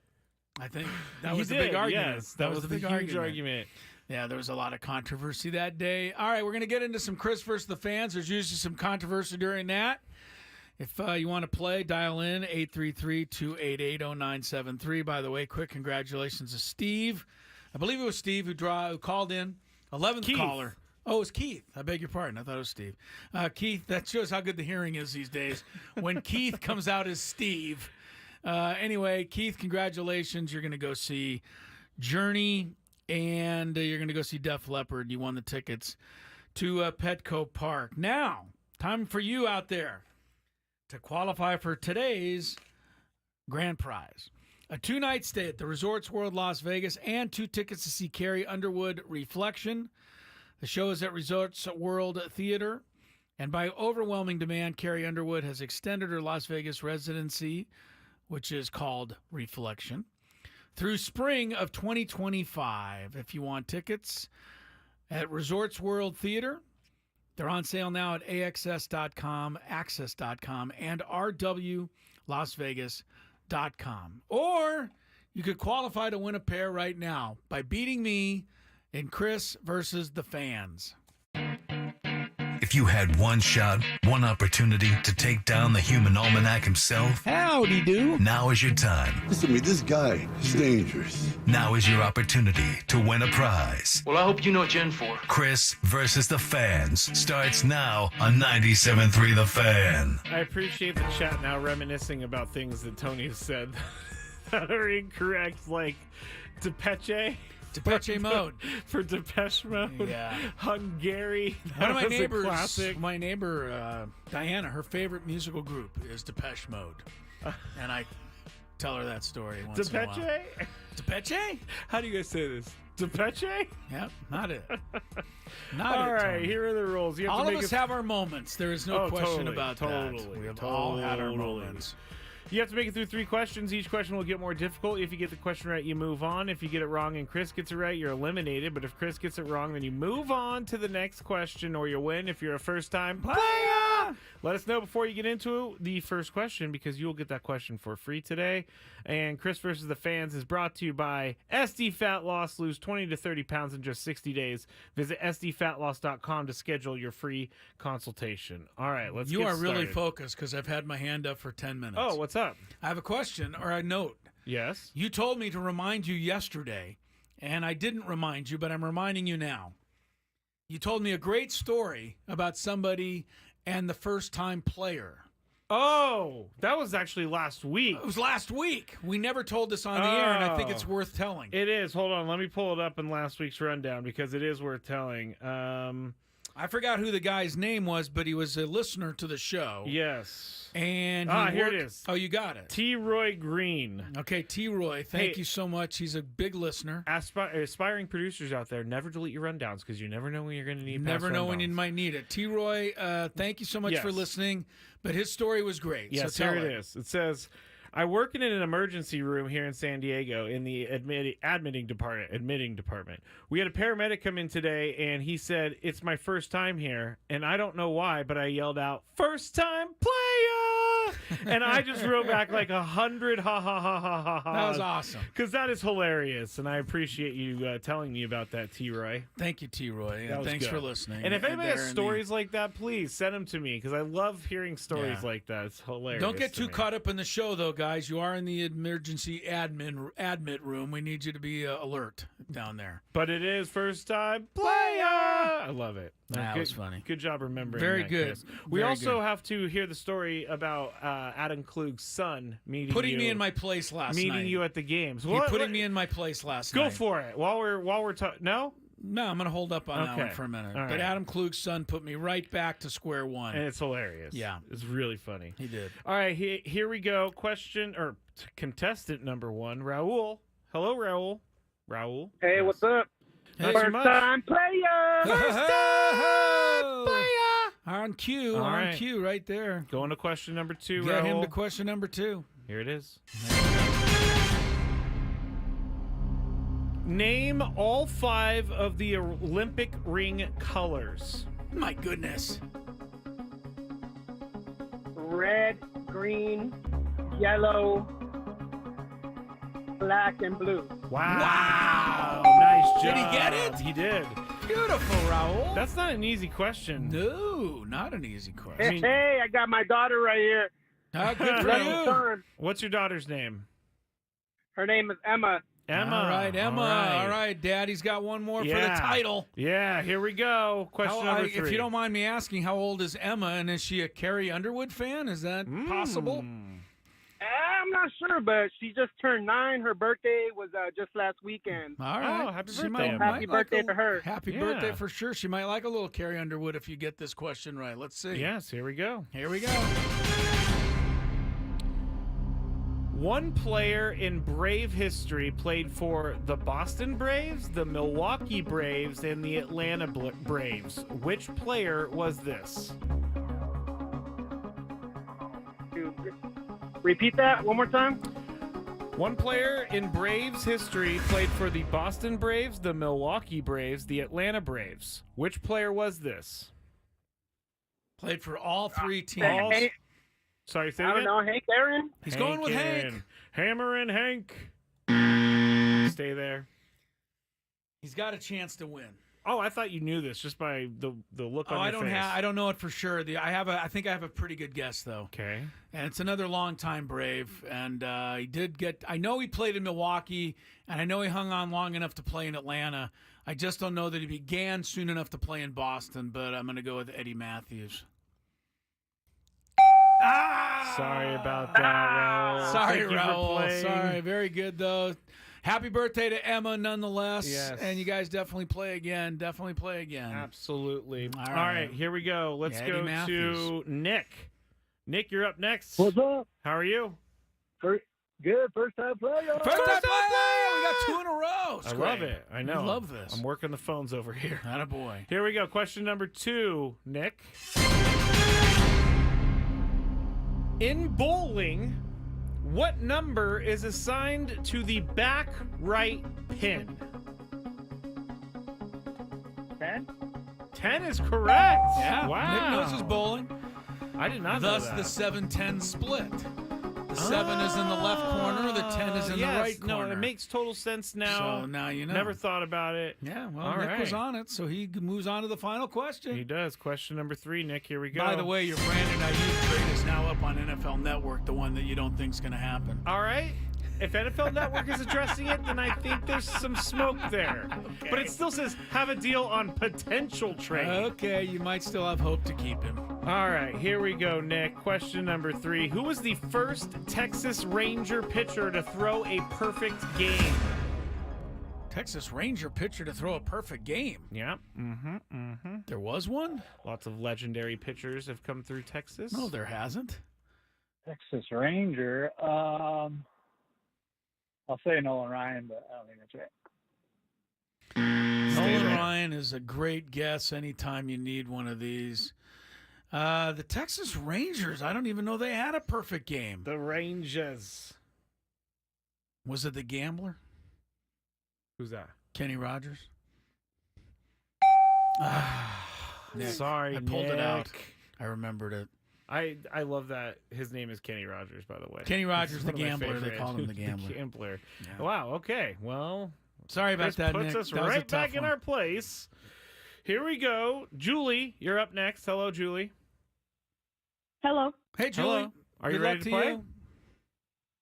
Oh, yeah. Okay. Have you played before? No, I'm a first-time player. Oh, well, there you go. You got to make the big pronouncement about that, Yes, Julie. yes. Here we go, Julie. Question number 2. You're on to number 2. All right, I'm going to give you some choices here, but in ounces, how much does a hockey puck weigh? Is it 2 ounces, 9 ounces, 11 ounces, or 6 ounces? How much does a hockey puck weigh? Could you repeat that? How much does a hockey puck weigh? Yes. 2 ounces, 9 ounces, 11 ounces, or 6 ounces? I'd probably say 6 ounces. 6 ounces is correct. I had no idea, but you knew, Julie. That's great. We are going to Very question good, number Julie. 3. Well done. We got some good first-time players today. Yes, we do. Here we go. Question She's on to the final. number 3. Here we go. Here we go. I think hockey pucks might weigh a little more once they're frozen. We're not going down that road. Oh, okay. No, I'm just saying when they play them, when they use them, they're frozen. But originally they start at 6 ounces. I see. So they're a little bit heavier? Yeah, she got it. She's All good. right. Here we go. This is a tough one, but it is question number 3. What player was the first to have a 50-double, 50 home run season in baseball? This happened in 1995. First player to have 50 doubles and 50 home runs in one season. Let's see. 1955, you said, right? 1995. 1995. 1995. Let's see. I don't know. Oh, that's a good way to play the game. Just stay right there, Julie. I don't know if Chris knows this. He does. I feel bad come for her. on. I feel bad for her because she's a good contestant. But that was bad boy Albert Bell, Cleveland Guardians. Hey, Julie, please call back Thanks, and play Julie. again, okay? Play again, though. Play again. You were close. You were Thank close you. to the title. Oh, so polite. I know. That was a big deal when he did that, 50-50, because very few people in the history of the sport have had 100 extra base hits in 1 year. It's really hard thing to do. Interesting. I didn't think about it that way. Yeah, Albert Bell had a 50-50 year, so All right. he did do it. Let's go to Steve in San Diego. Steve, hello. Hello. Are you ready to play, Steve? I am. All right, here I'm we go. a first-time player. Oh, wow. Another one. First time play. This is first time. Wow, I didn't all even day. set this one up. Here we go, Steve. Question number 2. 2 over and under. What'd you say?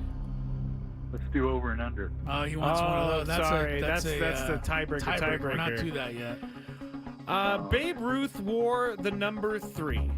Why did he wear that number? Because it was his favorite number. That's a great answer. That's an amazing answer. It's unfortunately incorrect. Chris, do you know? Yes. 'Cause he batted third in the lineup. That's how they used to do it back in the day. I'm sorry, Steve. Thank you for Sorry, playing. Steve. That's why Lou Gehrig wore number 4, et cetera, et cetera. Is it evil of me to say it's tiebreaker time? Oh, Steve just missed his tiebreaker? Well, I mean, we got to 4:15. I think it's tiebreaker. Give me a player, Chris. Todd Helton. Oh, okay. Speaking of guys that had 100 extra base hits in a season, Todd Helton once had 105. Okay. That's a ton of extra base hits. His baseball reference picture is so weird without the beard. Okay. All right, let's go to Arnold in Mira Mesa. Arnold, you're going to be playing the tiebreaker. How are you today? All right. Okay. Okay. I'm ready. You're ready. Here we Good. go.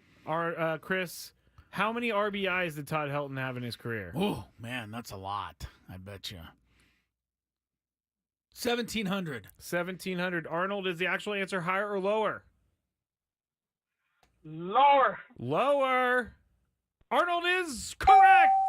Nice job, Arnold. I need to get to the applause. How many do you have? 1,400. Really? 1,406. Not as many as I thought. No, and you stay right there, Arnold. Let me get your information. If you look at his career, he had 5 straight seasons with over 100 RBIs in those seasons, and then never did it again. Yeah. Todd Helton still had some remarkable numbers. 96, Couldn't 79, have all 81. been Coors Field, but certainly was better at Coors Field than he was on the road. Finally inducted into the Baseball Hall of Fame. We'll take a break, check some traffic. When we come back, we've been getting this question a lot today, so I'm going to answer it for you. What's the question? The question is, hey, Chris, why doesn't Mike Schilt switch Jake Cronenworth and Jackson Merrill in the batting order? Thank you. Since Jackson Merrill's been a whole lot better. Thank you. I'll answer it. And they're both lefties. I'm still going to answer it. Okay. When we come back on Gwynn and Chris.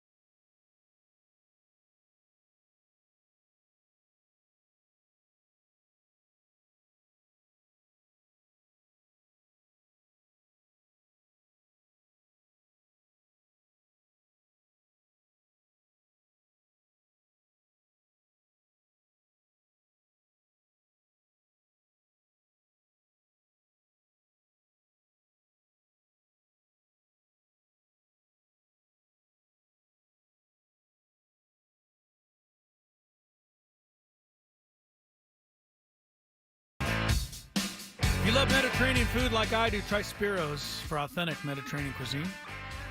Both Coronado or La Jolla. Even better if you're headed to the ball game tonight. Spiro's at Petco Park. Right there on the main concourse, third base foul line near the Western Metal Supply Company building. For dining or takeout options, visit spiroscuisine.com.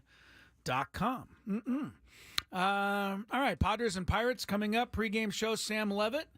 A little after 5:30. That's the Eco Water SoCal pre-game show with Sam Levitt. Saw Sam last night running around Petco Park. He's popular. Oh, yeah. He is popular. Everybody wants a moment of Sam Levitt's time. Oh, yes. And, I feel like I should get a few moments of his time. And he doesn't have time for me. He actually leaves the press box. He does. Goes sit somewhere else. Yeah, he goes and he's wanted all over the ballpark. I don't know how he even keeps track of anything. And then, of course, after the game's over, he's down on the field. He's shooting camera interviews. He's doing everything. And then it's the Sammy Levitt sprint to the third story of the Western Metal Supply Company building for the postgame. Which I've done. And that is impressive. Yeah. From the Padre dugout to the third base side level 3 of the Western Metal Supply Company is a hike. It is. And Sam Levitt makes it in. Sam Levitt looks like Tom Cruise rappelling down the building. He's so fast. He would. I did that one time, and I took the elevator, and I got up to the table, and I was setting up. I was just drenched in sweat. That's it. I don't know how you're supposed to do a show at that point. I don't know. I asked one of my golfing guys today. They said, "Did you see the Tom Cruise thing?" And one of the other guys said, "No, I didn't see it. Was it stupid?" And my friend said, "Yeah, it was stupid." That was pretty much the whole conversation.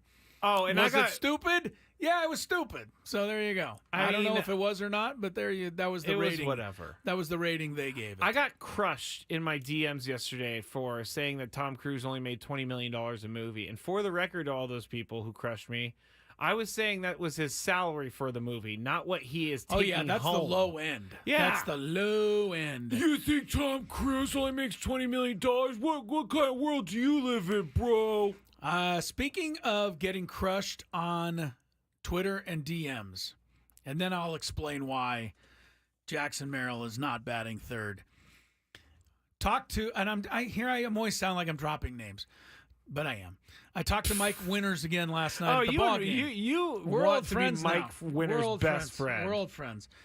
And he was telling me about how he was called by Sam Levitt after the controversial play Sunday in Miami. Mm-hmm. And then he went on the post-game show. Yep. And, then he explained, why the call was made. Mike Winters is a former National League and Major League Baseball umpire for 20 seasons. Did some World Series. Pretty good source on this subject. Anyway, he goes, so I went back and I listened to it, and he goes, I was really happy about it, and I kind of posted it on Twitter, and, if you need to hear, here I was on with Sam Levitt, etc. Or I don't know if he posted, but he was looking on Twitter, and he saw it that Sam posted it. That's what it was. He goes, then I made the mistake of looking at some of the comments. Oh, don't look at the comments, Mr. Winters. And because Mike Winters explained why the ruling went against the Padres, he said the comments about him personally, made his jaw drop. It's wild. He was like, really? This is what people comment and say on Twitter just because I went on and explained the rule? Yep. And did you tell him yeah? I did. And I'd like to repeat a few of the things that people wrote about Mike Winters on the comment. The FAA will not allow it. The Federal Aviation Administration? FCC.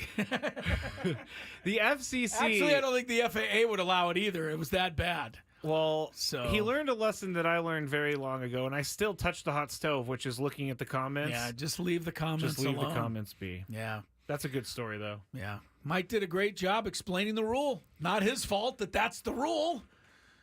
Mike Winters, you're a... There are still people out there that think the reason the Padres lost that game is because the padding was out of sorts. I know. Get over it. All right, Jake Cronenworth once again batting third tonight. Jackson Merrill is in the 6th spot. People want to know why. After all, Jackson Merrill's red hot.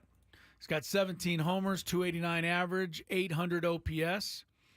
Cronenworth has been cold. He's got 14 homers, 248 average, 724 OPS.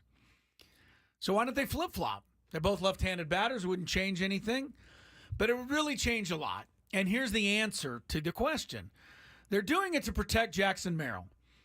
What Jackson Merrill is doing this year remains incredible. I love it.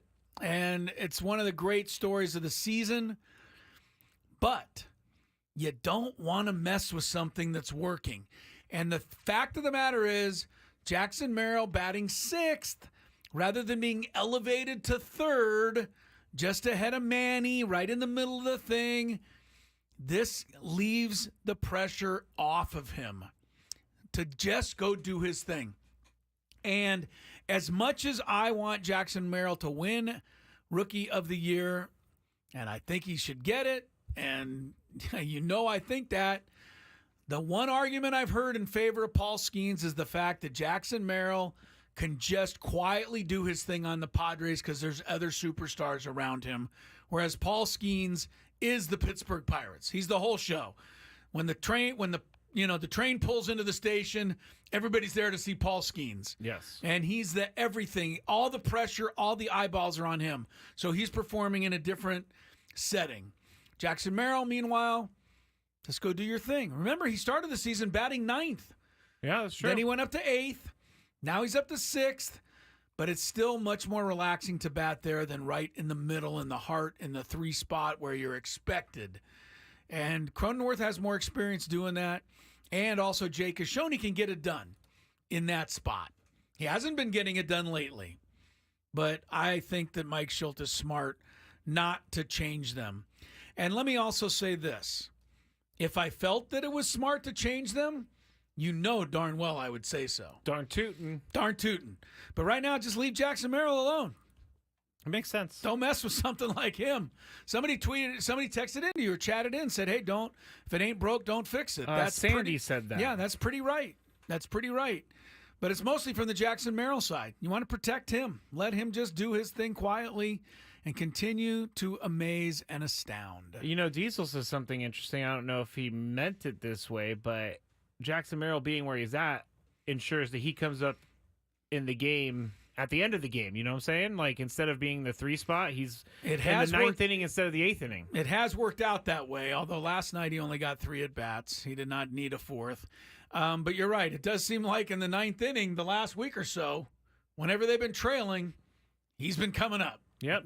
And he's done okay.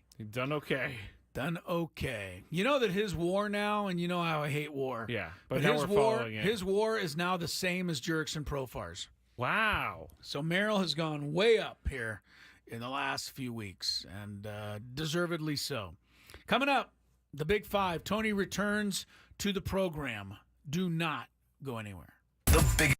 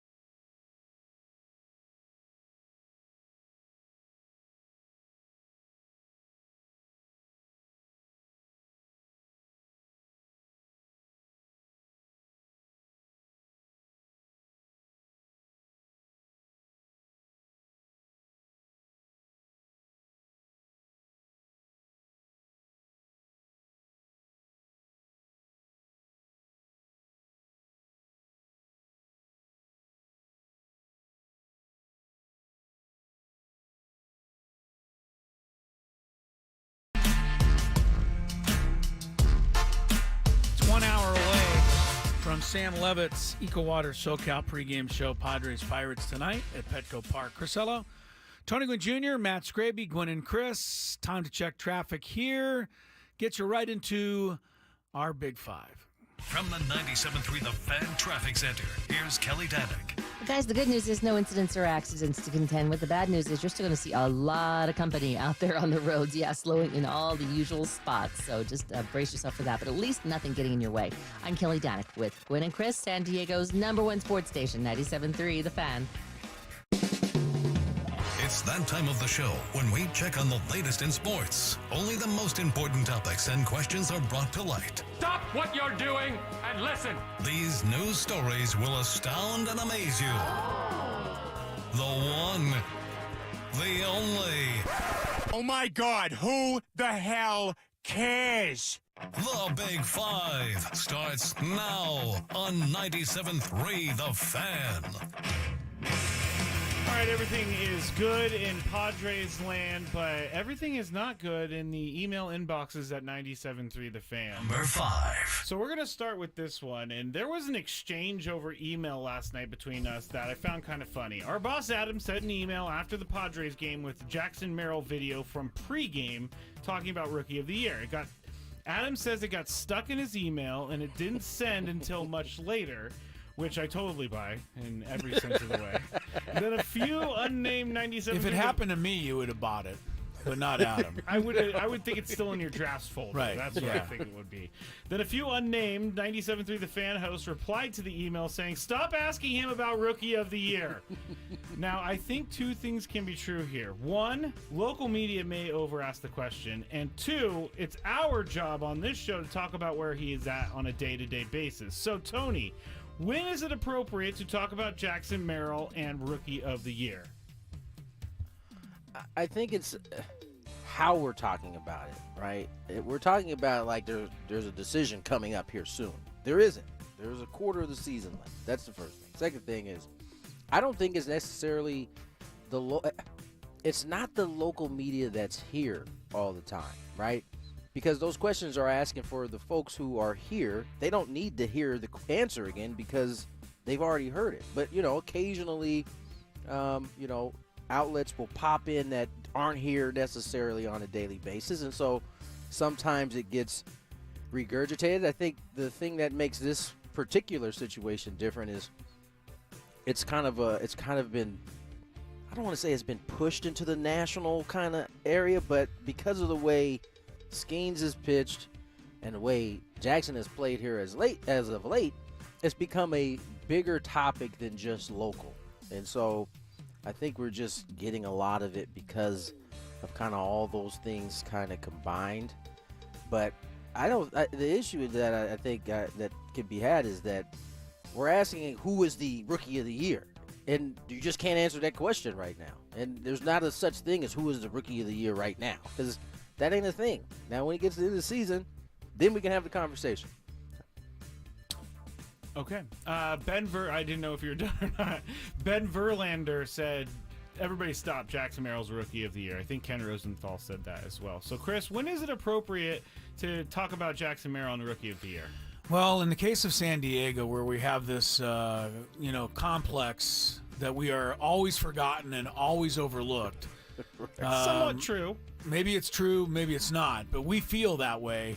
So I guess for us, it's pretty appropriate to be talking about it almost on a daily basis. And if you look at the front of the San Diego Union-Tribune today, the lead story is not about the Padres winning last night.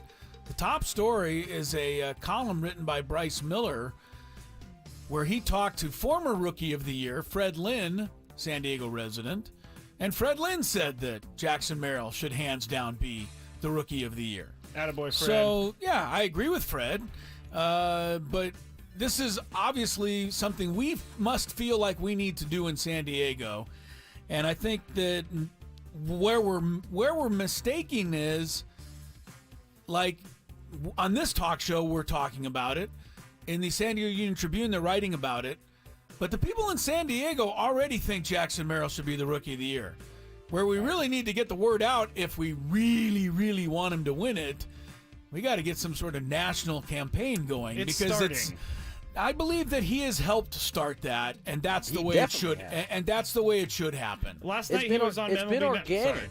It's been organic, and I'll say this because I think Chris hit on something that I think is kind of important when we're talking about it. And with all due respect to Fred, who I love, you can't say that it's hands. You know, that's what they were saying literally last month about Paul Skeens. It's hands down his award to lose. Not even that. It was his award. It's kind of like the Ohtani thing a couple years ago where it was like everybody just kind of, yep, it's his in like June. And now he ran away with it. But I just think that it's a dangerous game to play because God forbid Jackson go into a slow start. Or on the flip side, Paul Skeens starts to struggle, right? Then you start to see these things pull away. You know what I think about often? I think about the year Russell Westbrook won the MVP. Up until like the last 2 weeks of the season, it was pretty determined that James Harden, I think, was winning that award. And then Russell Westbrook proceeded to win like a couple crazy games at the end and got his team into the playoffs at the very end of the season. And guess who ended up winning that MVP? It was Russell Westbrook. So you got to let the season play out.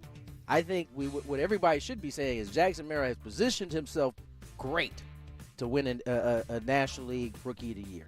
But to say that he should be the Rookie of the Year hands down on August 13th is just not honest. Right? Yes, but if he doesn't win the Rookie of the Year, we in San Diego are going to be feeling far more slighted than he's going to feel. That's also true. Oh yeah, for sure. I mean, he was doing interviews last night on MLB Network with Inside the Game, or those where CC and Dexter Fowler. Look, Pittsburgh happens to be in town right now too, and their reporters. So were the head-to-head, right? Contest is as close as it's going to be. So that's another thing right now that's bringing it into the limelight. I'm also fighting against the MLB narrative that they want to happen, which is Paul Skeens is a golden child and he will win everything every time and strike out everyone. So there. Let me tell you, MLB doesn't crown golden childs in Pittsburgh. Just want to point that out. Okay. I don't have any argument, and I need to move on. With the conversation we had about Team USA basketball, is Tony giggling over there like I got him? No, I wasn't thinking I got you. Go ahead. The conversation we had yesterday about Team USA basketball and the pros playing instead of amateurs, the LA Olympics in 2028 are going to be we'll have the first-time flag football event. Micah Parsons said he wants to train for the Olympics after 2027. We know Joe Burrow, Patrick Mahomes, Tyreek Hill, and Kyle Juszczyk even has his resume sent out from the 2022 NFL Pro Bowl since he played in that flag football game. He says he's very good. Baseball is also in the mix, but no announcement has been made about the event yet. Chris, should NFL players be allowed to play flag football in the 2028 Olympics over amateurs? Yes, because the toothpaste is out the tube and it's all over the counter. So can't stick it back in there now. We've let the pros play basketball. We've let them play hockey, and we basically have turned amateur athletes into pros with the kind of money that a lot of them can make. So I have no problem with this at all. The NFL players want to play. Let them at it. Tony, should the NFL players be allowed to play instead of amateur players? Yeah, I think so. I think Chris is right. It's going to be a beatdown. The toothpaste Tyreek Hill against Trinidad and Toothpaste Tobago's has been spread corner. out with everybody's hands. Like it's like pushed. It's not even like near the toothpaste. What do you call it? The tube of the toothpaste. Yeah. It has kind of moved away at this point. Yeah. All right. I didn't think it was going to be that easy. Yeah, but the Dream Team dominated, early on in basketball, and then the world caught up. So we'll see if the world can catch up in flag football. But yeah, they're going to get crushed. Sorry, I didn't mean to cut you off there. I guess I'm done. I'm a weirdo today, guys, as you know. Colin Kaepernick spent 6 seasons in the NFL. Since he last played, the NFL has played 7 seasons without him, and Kaepernick still wants back in. He said, we're still training, still pushing, he told Sky Sports. So hopefully we just got to get one of these team owners to open up. If he does get a chance to play pro football again, what will it mean to him? He said, it's something I've trained my whole life for. To be able to step back on the field would be a major moment, a major accomplishment for me. Also, I think it's something that I could bring a lot to a team and help them win a championship, end quote. Tony, who gets a job first, Colin Kaepernick or Trevor Bauer? Really? I don't think he. I mean, you're going the way I thought you were going to go. At this point, it'd probably be Trevor Bauer. Oh. At this point. Oh. I mean, I don't think either of them are going to get one, but Trevor Bauer's younger. He's closer to being a player. He's only a couple years removed as a Kaepernick. Is 7 years out now? 7 years removed, yeah. Wow. No, wouldn't his body be spared and he'll just be but a machine? there's some muscle memory there that I'm sure just doesn't come back after 6 years off. Like, I get it. He's training. And I would, certainly wouldn't be against it, but I just don't see that happen. I see Trevor being given an opportunity before Colin Kaepernick. Yeah. Chris? For those who did not have a major problem with what happened around Colin Kaepernick, they're probably amazed that he hasn't come back yet. For those that did have a major problem with what happened surrounding Colin Kaepernick, I got to believe even they're a little surprised that at this point we have not been able to move past it and forgive and forget. But we haven't, and so, I think 7 years is too long. I think Trevor Bauer probably has a better shot, but I'm going to go with neither. All right. Colin Kaepernick will forever go down as one of the greatest 49er quarterbacks of all time. Led him to a Super Bowl, set some records. I'm glad you're feeling that way. You're welcome. Number 2. If Matt LaFleur gets another question about whether the Packers have a true number one wide receiver, the cleanup crew is going to have a mess to deal with like I did with Lucky the other day. He said, I want to vomit every time I hear number one receiver, to be honest with you. It drives me crazy. That's something that you guys talk about. I feel like we've got a bunch of them, end quote. The Packers didn't actually have a single catch last season by a receiver with more than 2 years of NFL experience because everyone is so young on their roster, but Green Bay went on to become the first team since the 1970 AFL-NFL merger to make the playoffs, and the youngest team, I'm sorry. Jordan Love managed to throw over 4,000 yards, 32 touchdowns in his first full season. Chris, does an NFL team need a true number one wide receiver? Apparently not. Green Bay Packers were not only in the NFC semifinals last year, they gave the 49ers a run for their money in the NFC semifinals. They destroyed the Cowboys, and they destroyed the Cowboys because their wide receivers ran circles around the Cowboys' defensive backs who looked clueless to figure out what they were trying to do. I agree with Matt LaFleur. I think he's bringing up a good point here. We think that there is such a thing as a number one wide receiver, but I don't think coaches think that. Whoever's open is the number one wide receiver on the play, and I think that's what NFL coaches and teams are most concerned with. So maybe in the diva world of some wide receivers, and when it comes to money that a lot of them get paid. But, I don't think coaches care about this kind of thing. They want to win the game and get the ball to who's ever open. Tony, does an NFL team need a true number one wide receiver? You had to know I was going to make you do that like the whole way through and not try to help you. Yeah, you're right. I'm glad that you came up with another way to ask the question. Who are we kidding? Like, that's not true. I don't believe Matt LaFleur at all. And here's why. I can go to targets on their team and someone has a lead. That there is the number one wide receiver because they're usually open the most and you're designing the play for them the most. So I get what he's trying to do here. He doesn't want to commit to saying someone's a number one wide receiver. Even on that team last year, someone led the team in receptions, someone led the team in yards. Those are probably either your best receiver or your top two wide receivers on the team. So I think he might vomit when he hears that question because it forces him to say one way. Did he have a problem calling Devontae Adams a number one receiver when he was there? I don't think so. I think he was throwing the ball to him about like an 80% clip. So, I don't believe him on that. You know what this tells me? This tells me he doesn't have a good enough wide receiver for number one. I think he has a lot of guys, and he doesn't want to slight any of them, which I think is an okay thing for him to do. I think that is too. He should probably go that He's got route. a bunch of good young wide receivers. He doesn't want to slight anybody and make them feel like they're not number one. Hey, Matt LaFleur has been a much better coach than I ever gave him a chance We'll for see. We'll see about his wide receiver crew this year. Okay. All right. Number 1. We talk about the Padres and how they sometimes seem to play down to the level of their opponent. And I know we were talking about one game, but the Yankees were absolutely demolished by the White Sox yesterday, 12-2. The White Sox racked up a season-high 18 hits while scoring those 12 runs. The Yankees fans are pretty angry about this loss because the White Sox have been so bad. And I know, again, it was just one game. But, Tony, how bad of a loss is this for the Yankees? It's a bad On a loss. day when you have asked mediocre questions at best, this one tops them all. What? And I'm just telling you that before he even answers. Mediocre at best? It's baseball! I said again, it's one game. But that's the answer to the question. What is left for us to say? I challenge myself to come up with questions where you guys can't default to. It's only a game. It's one game. Well, you clearly did not take your own advice on this one. I said, I mean, I'll tell you, it's a terrible loss. Okay. It's a horrible loss. Yesterday it was a terrible loss. Today it's going to be a terrible loss too. Nope, today is just another loss.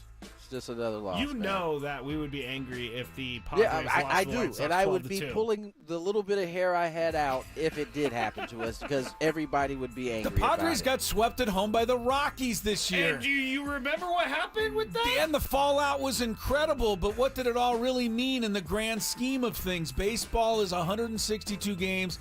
There is no way you're going to win more than 70% of those, such a thing, even against the worst teams. There is such a thing as a bad loss, and I said it's one game. You could have just answered, yeah, bad loss. I won't do that. Nope. I'm not giving in to your desires.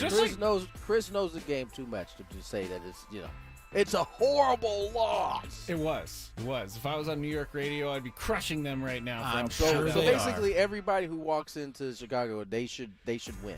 Period. I mean, that's kind of how it's been going as of late. No, clearly not. They got 24 of them, right? Yes, So they've that's only not won the case. 2 in like the last 25. That's not the question. All right. I hate when you guys do that to my questions. I sit there and sometimes think for 15, 20 minutes, how can I phrase this so that they can't default to something? There was no way to phrase that one. No, there Just really saying, wasn't. It was a bad loss. It was a bad loss. Perfect. You All said right. it. Big Five is over. Those are not mediocre questions. When we get back, Game 2, Padres Pirates, we'll get you set up for it on 97.3 The Fan.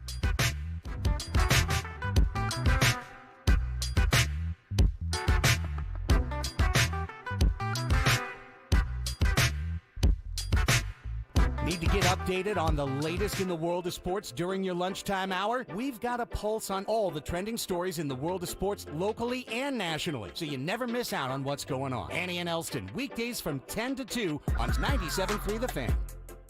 Join Gwynn and Chris live on Thursday, August 22nd at 2 p.m. for a pregame broadcast at Casa Octavio on 10th and J across from Petco Park. Cheer on the Padres as they make their run for the playoffs. Casa Octavio is your place to go for the ultimate pregame party. Enjoy single, double, and triple specials during all Padres games.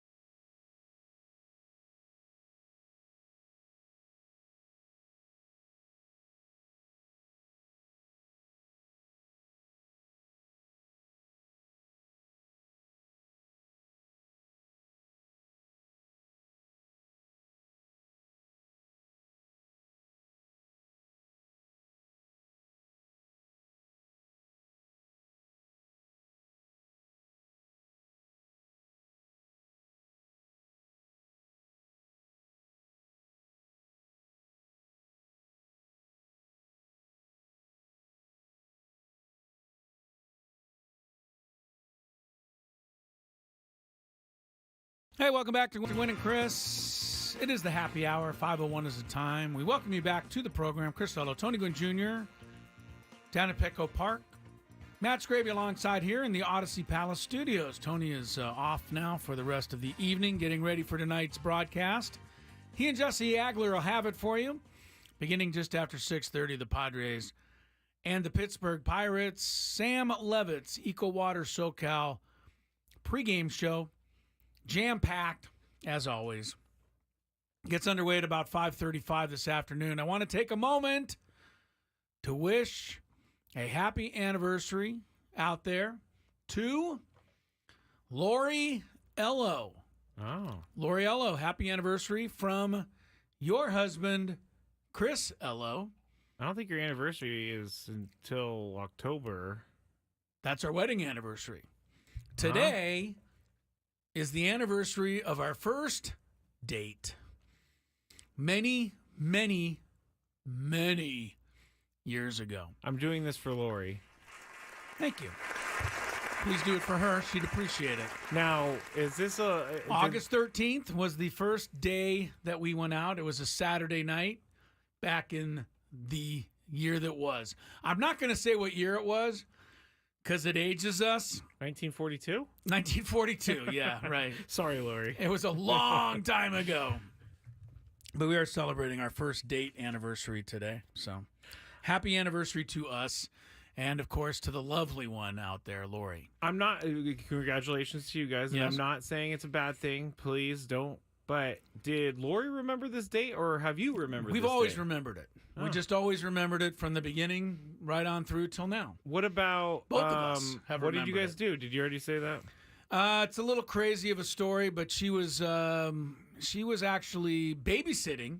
Okay. For some friends of What ours. is this, Halloween, the movie? I know. She was babysitting for some friends of ours. I offered to come over and barbecue. Ah. And so we knew the person, both of us knew the person okay. All right. whose house she was staying at. Anyway, they said, okay. They, allowed me to go over, and so we barbecued. And we had 2 kids with us, which was interesting because we never ended up having any kids. That is strange. But we had 2 kids with us on the night of our first date. That's crazy. So congratulations to us. If you want to know exactly how many years ago it was, you need to know what number Joe Niekro wore when he pitched for the Houston Astros. Of course you make it a question like that. Well, now I got to go look it up. Well, that's what I'm saying. If you're really that interested, you can go look it up. I am. Otherwise, and don't tell everybody. I'm not. You're going to look it up, though? Are you looking really it going to up. look it up? Yeah. I can't goodness. see. I can't find a picture with his number though. There you go. You could be in trouble. Oh, there it is. There it is. Oh, no. Okay. Yeah, that's how long, many years ago it was. Shout out to Jax's parents. Parents were anniversary today of 35 years. So. Jackson. Jax. Jack. Just chatted in. Jax. Chatted Jax. in, yes. Oh, happy anniversary to you guys out there. Correct. August 13th. Can you tell, before we forget, can you tell the story about Adam Klug's son? Oh, yes. Last night I go to the ball game by myself, which I often do. Go sit up in the press box, hang out, say hi to everybody. Hang out with Mike Winters. Hang out with my friend Mike Winters. And so we're drop names. Anyway, we're walking through the press. There is a little press entrance there for the media. Yeah. So we don't have to stand in the long line of all the fans. Sorry about that. It's near, it's one near of the ticket perks, window. One of the perks that we get. And sometimes that line is long. So. Sometimes that can be a little lengthy, but last night it was not. Like everybody else, we have to run our, phone and wallet and everything through the security scanners. And so I was standing there waiting to get my ID scanned, my media credential scanned by the young lady down there. And up from behind me came somebody and said, "Hey, look who it is.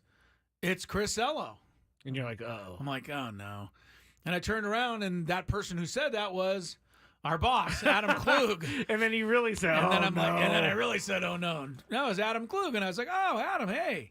And he goes, "Yeah." He goes, "Hey, this is my son, Ethan."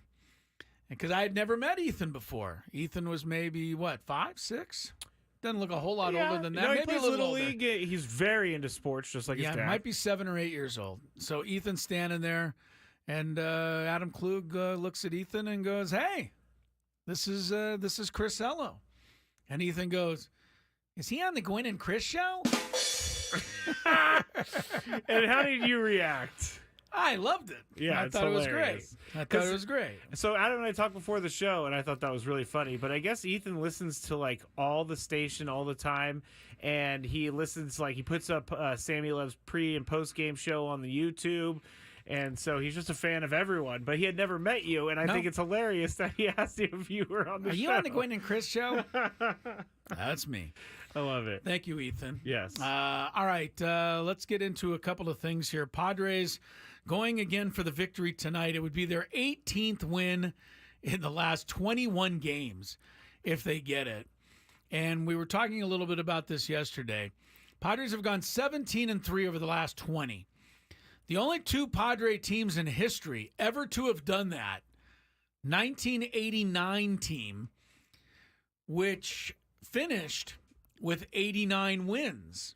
That was a very good Padre team in 1989. As a matter of fact, probably the best Padre team ever that didn't play in the postseason, 1989. And what happened that year, they were way behind. And I don't remember how many games they got behind, but quite a ways behind the Giants in the division. And then the Padres went crazy in September that year. And they won 17 out of 20 games, and it looked like they were going to catch the Giants like the final week of the season. But they came up just short. And the Giants won the 1989 division. The Giants then beat the Cubs in the World Series in the playoff that year. And then the Giants that year in 1989 went on to host the Earthquake World Series. Yes, had the true. Padres caught the Giants in 1989, history might have been different. I mean, what are the odds of having the World that. Series with two teams in the Bay Area in the spot where the earthquake happened? Incredible. The other team that the Padres had that won 17 out of 20 games was the 2005 team. That team finished with only 82-80, but won the division before being swept by the Cardinals 3-0 in the playoffs. So let's see what this year's team that has won 17 out of 20 does. I think they're going to win 90. They might win more, Scrape, if they keep it going. Well, I mean, they're winning every If they win every game, they're going to win. now. If they win every game, they're going to end up winning like 120. I mean, their schedule is so favorable for the end of the season. They're going to Colorado. They come back home. They have a pretty tough week against the Twins and the Mets. Then they play a struggling Cardinals team, and they play a struggling Rays team. Then they have the Tigers. And the end of the season, Chris, is going to be incredible. The last week of the season is what you're, I think, referring to. Yes.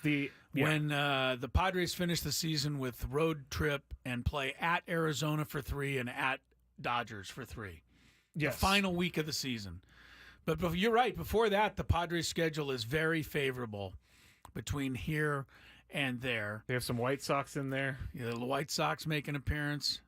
God forbid we should lose one game to them 12-2 like the Yankees did. No, we'll be angry, Chris. We'll be angry, but you and I will somehow get blamed for it, and we'll have to hear all the complaining about it. That's fine. By the way, if the Padres win every game the rest of the season, they'll finish with 109 wins. Doesn't matter, though. We learned earlier with Will Leitch that it doesn't matter if you win 100 games. Nobody's going for 100, and nobody may win 100 this year in Major League Baseball. It's been that kind of a strange year. All right, Padres send Michael King to the mound tonight against the Pirates. Luis Ortiz, right-hander, will pitch for Pittsburgh this evening. Pittsburgh has pretty much gone from right in the middle of the race to right on out of the race. Padres have done a nice job of not only improving their position, but pretty much ending it for the Pirates. And that's how quick things happen. Before, when the Padres went to Pittsburgh, it was they a week were ago. in it. It was a week ago last Tuesday. They went to Pittsburgh last Tuesday afternoon. Pirates were a couple of games out of the wild card. Mm-hmm. Now the Pirates have lost 7 in a row. They're pretty much done. And the Padres, of course, have won all these games, and they've improved their position dramatically. When you're listening to 97.3 The Fan, you can see what you missed and click to listen on demand. If you missed a guest, a feature, or something crazy thing that happened from earlier in the show, wow, a lot of crazy stuff happened today. We've got you covered. Download the free Odyssey app, search 97.3 The Fan. Tap earlier today. That will get you started. I mentioned this last night in the ball game. The 2-1 victory. Profar came up big with the hit in the seventh inning, and he's, I think his magical run has dimmed just a tad in the last 3 weeks. He had the one great game. Was it in Baltimore? Where he hit the 2 home runs, including the ninth inning, and they did the gritty. Pretty much won the ball game. But since the All-Star break, Profar hasn't been as good. Certainly very good. Average, like we said, is down to 297, etc. But he has still had a flair for coming up with what they need when they need it. And last night, the offense was completely shut down. I mean, Jake Woodford, this is a guy who had never pitched 6 innings in his life.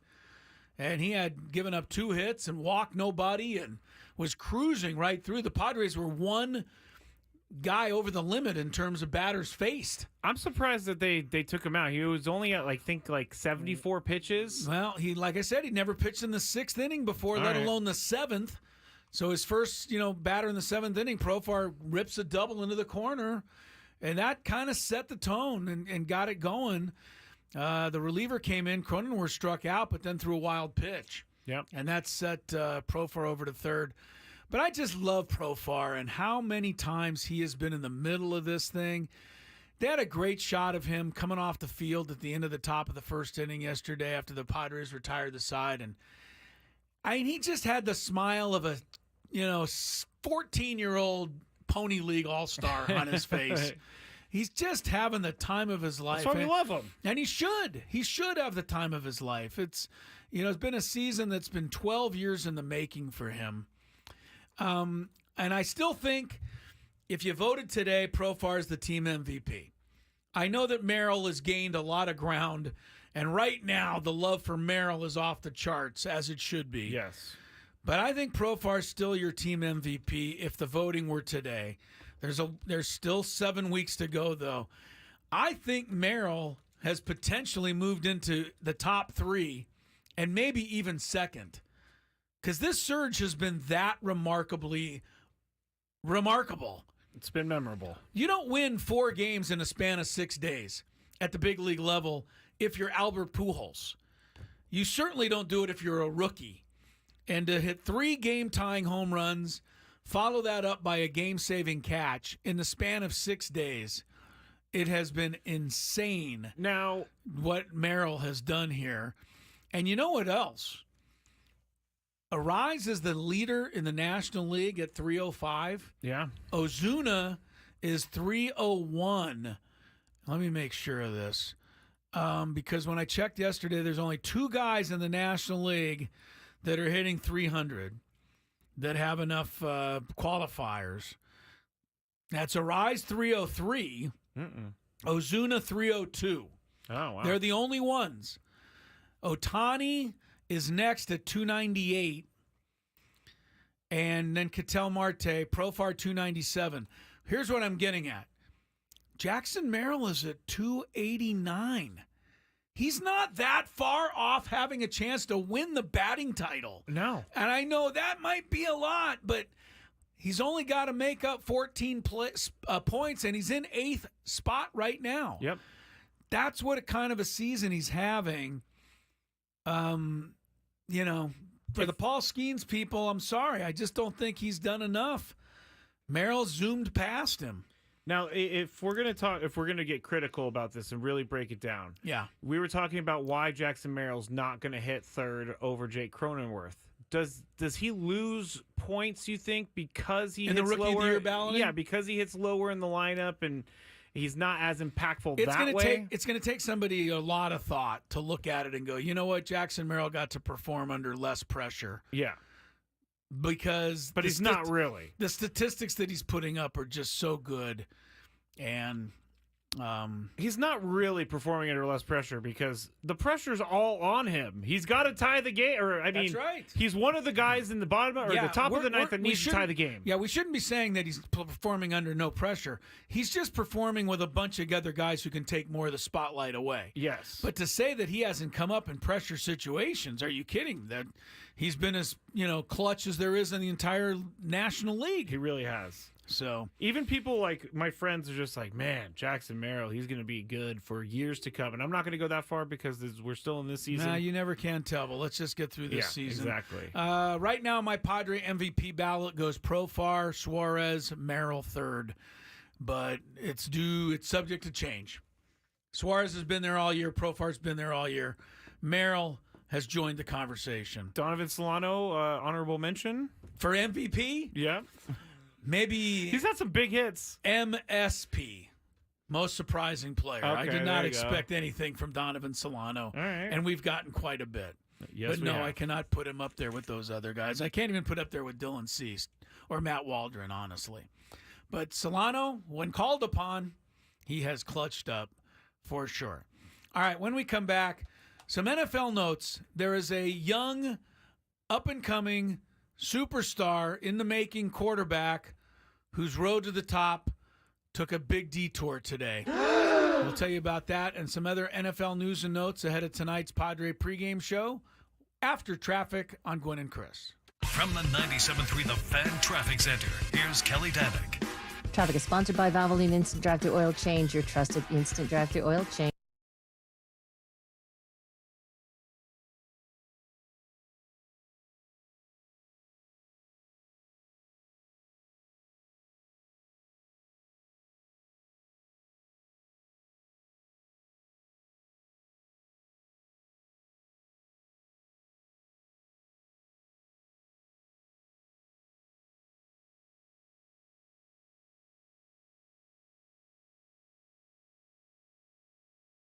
Yeah, Crisello here. It is my anniversary, first date anniversary, but I got a way that you can celebrate it out there tonight. Spiro's. Enjoy a great dinner at Spiro's. If you're on your way to the ballpark, you're all set. They got one right there at Petco Park. Main concourse, third base foul line, near the Western Metal Supply Company building. Get yourself a Euros, Horia Tiki Bowl. Enjoy Spiro's at Petco Park tonight. If you're not going to the game, you're okay. You're set. La Jolla at the corner of Prospect and Fay. They got a happy hour menu that runs till 6 o'clock.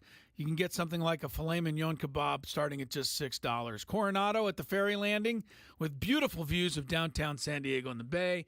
Incredibly relaxing there. Spiro's is family-friendly and family-owned and operated for over 25 years. Generous portions, moderately priced. Spiro's, where you can discover the heart of the Greece in every bite. Authentic Mediterranean cuisine. It's my go-to. It should be yours as well. It's Spiro's. Go out and celebrate tonight, even if it's not my first date anniversary you're celebrating. Enjoy at Spiro's.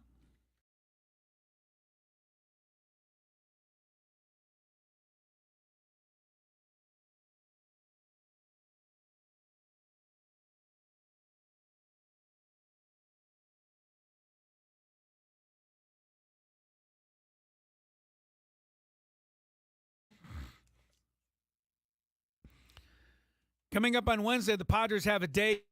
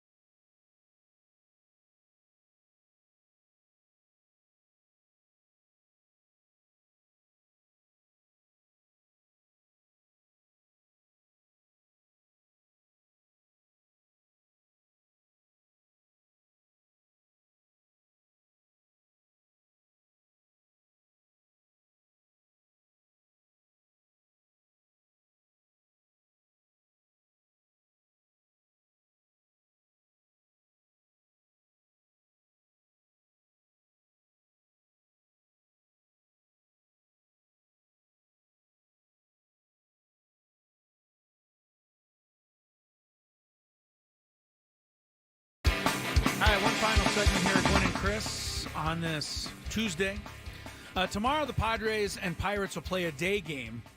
Gets underway a little after 1 o'clock tomorrow, Scraby. That means you and I won't be on till about 4 or 4:30 tomorrow. Yep. We'll have a short show. We call it the post-game Correct. show tomorrow after Padre baseball, so make your plans to join us tomorrow. We will also have a Scraby Chronicles for you tomorrow night. And guess what? At 6 o'clock. I will be selecting the winners of Scrabinator Game 2 tomorrow night. You're taking more people to the ballpark? Yeah, next Wednesday. It was a big success last time. Next Wednesday, August 21st. I didn't promote this one as well as I should have, but we still got a ton of sign-ups, and I appreciate everybody. I think the big draw for the first one was that you told everybody I was going to make an appearance, and then people flocked. Actually, I said Sammy Lev is going to make an appearance. Oh, yeah, you say Sammy Lev's appearance. That'll draw them like flies. Yes. For sure. Speaking of Sam Lev, he's got the pregame show coming up in about 10 minutes. The bad news, NFL quarterback news today is Minnesota.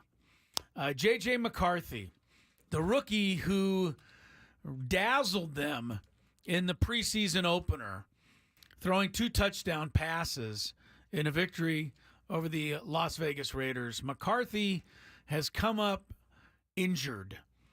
Apparently he had some pain, soreness, reported it to the team yesterday. Medical officials have done all of the necessary MRIs and imaging work, and he's out for a while. Tear of the meniscus in his right knee. That's too bad. It really is. I mean, the guy gets off to a really nice start. His first preseason game, plays 30 snaps. Everything goes according to plan for our old friend Kevin O'Connell. And McCarthy reports just some soreness on Monday, right? It wasn't any big deal. Like, I might not even reported it. You know what I mean? I'd be like, that's fine. Tee me up, coach. Yeah. But they check him out. He's got a torn meniscus. Doctors are going to decide here in the next few days during the surgery. He's going to get surgery. They're going to decide during the surgery whether he needs a trim of the meniscus. If that's the case, he gets to come back this season. Or they'll determine whether he needs a full repair. And if he needs that, see you later until 2025. That's brutal. Yeah, that sucks. It really does. I watched that Vikings game a little bit. Did you? He looked good. He looked pretty good from what I saw. I mean, they're showing all the clips of his touchdown passes. No, but it wasn't even about that. It was about knowing where you were in the pocket. It was about he was making throws that none of us ever saw at Michigan because he didn't need to make these. They never crazy asked throws. him to do anything like that. Exactly. Jim Harbaugh said he's going to be the best quarterback in the draft. You should take him number 1. Everybody laughed. Everybody laughed at Jim Harbaugh. And we're not going to know because it doesn't look like we're going to see J.J. McCarthy for some time. By the way, if you're wondering who the Vikings quarterback's going to be now, hello, Sam Darnold. Goodbye, Minnesota Vikings playoff hopes. Just Sam Darnold. I'm going to give you a little tip. Just throw it to Justin Jefferson every single time. You wouldn't be a bad strategy. Just throw it up. I mean, this guy has made some catches that are really ridiculous. So incredible. If you can get it in the neighborhood, he might make a play for you. But I got to be honest with you. Football is great. I love it. I can't wait for it. The whole thing, the Sunday ticket, our guy, Scott Hansen. Red Zone, really, yeah. Scott Hansen. But too much of football is decided on injuries. You can't predict them, but the team that doesn't get the injuries, especially to the quarterback, those teams are going to win. Isn't that all And the sports, teams though? that get the injuries, but mostly in football because that's where all the injuries are. If you get them in football, I mean, I'm not making an excuse for the Dolphins. They sucked at the end. They lost to the Chiefs. But they did have their entire defense standing on the sidelines. You know? I mean, they had a really good season and a chance to do something taken away because they had just way too many injuries at the end of last season. And the teams that can avoid that, and I don't know exactly how you go about avoiding it. How do you say, well, I don't want any injuries? The Bengals went to the Super Bowl. Now, the last, 2 years, they've had Joe Burrow problems. Yep. They haven't made it. You don't know. And if you look at the Vikings, I mean, I don't know if they could keep up with the Packers or the Lions, but they certainly can't with Sam Darnold. I don't know done. about that. They're done. I don't think they're done. They're done. I don't think they're done. Sorry, Viking fans. No, they're done. I feel for my former high school football teammate, Kevin Yeah, I O'Connell, love head Kevin. coach, because But even he knows. He I don't can't know. keep up with Sam Darnold. He handpicked Sam Darnold to come in there. Good If pick, there's Kev. anyone I have faith in, getting the quarterback to play better, it would be Kevin O'Connell. He's a former NFL quarterback. How many of those guys are head coaches right now? Bill Barnwell. I will see, but I'll stick with this. The Vikings are done.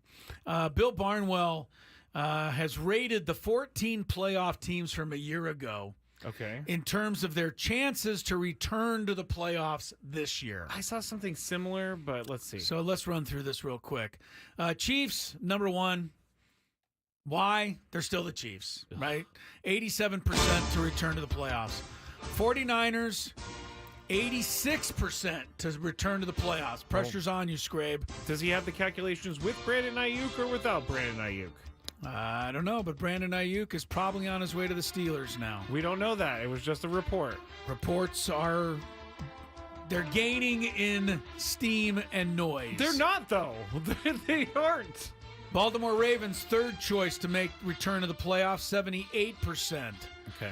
Best team in the regular season a year ago. They add Derrick Henry. Wow. I like that for them. Well, I don't like having to defend it. I'll tell you that, if you're anybody. No. Detroit Lions. Lions are really the hot team this year. I think a lot of people really, I'm not just saying this to make you mad.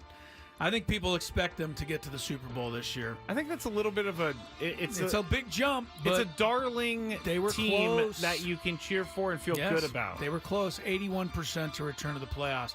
Packers, 5th. Youngest team in the league. But Jordan Love, how many of us, my hand is raised, how many of us said Jordan Love could not get the job done at the NFL level? I did. I wasn't sure. Jordan Love has been great so far, and maybe, just maybe, the best way to be good at quarterback is to sit for a couple of years before you go in, because that's what he did.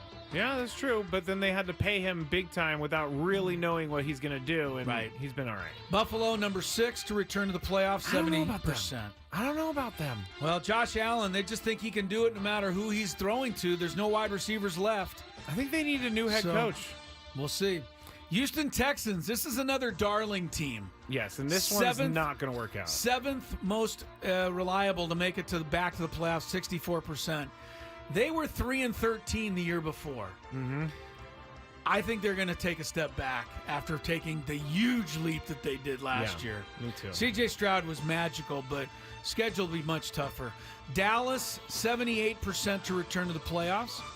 The Cowboys, I mean, whatever. Eagles, 79%. They're the 9th choice. Still haven't got to the Dolphins here. I know. I'm waiting for it. There we go. 10th choice to make the playoffs. Who was the 9th? Eagles.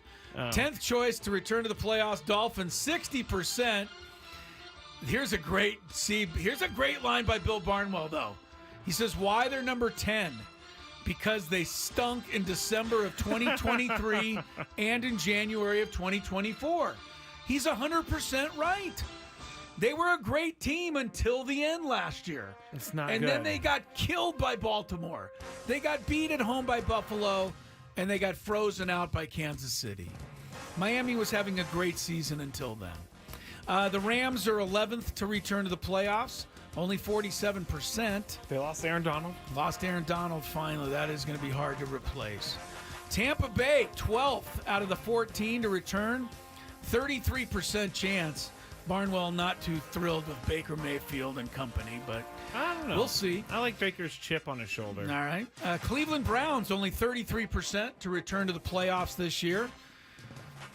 We'll see what the Browns end up doing at the quarterback thing and whether Deshaun Watson I can tell you, can do something. It's all on his shoulders. Like, they put all their eggs in the Deshaun Watson basket. Yeah, they're paying him, $200 million a game. Might as well, see what he can do. And the least likely playoff team from a year ago to return to it this year, The Pittsburgh Steelers. How could they say that? Mike Tomlin does nothing but make the playoffs. Here's what he goes. Why they're number 14? I foolishly choose not to believe in Mike Tomlin. I'm not. I did that last year. That's what Bill Barnwell's saying. You do never bet against Mike Tomlin.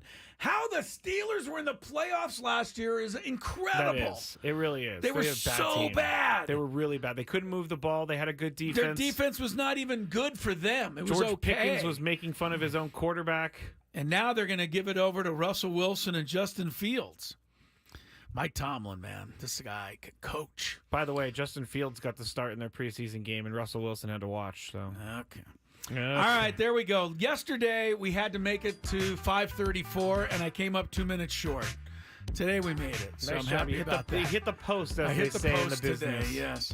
Sam Levitt, he's got all the great Padre pregame stuff for you. It's coming up next from Petco Park. Then Padres and Pirates, not only tonight, but tomorrow afternoon. We'll be on after the game tomorrow, hoping to wrap up a victory not only tonight, but tomorrow as well. For Tony Scraby, Chris. Bye.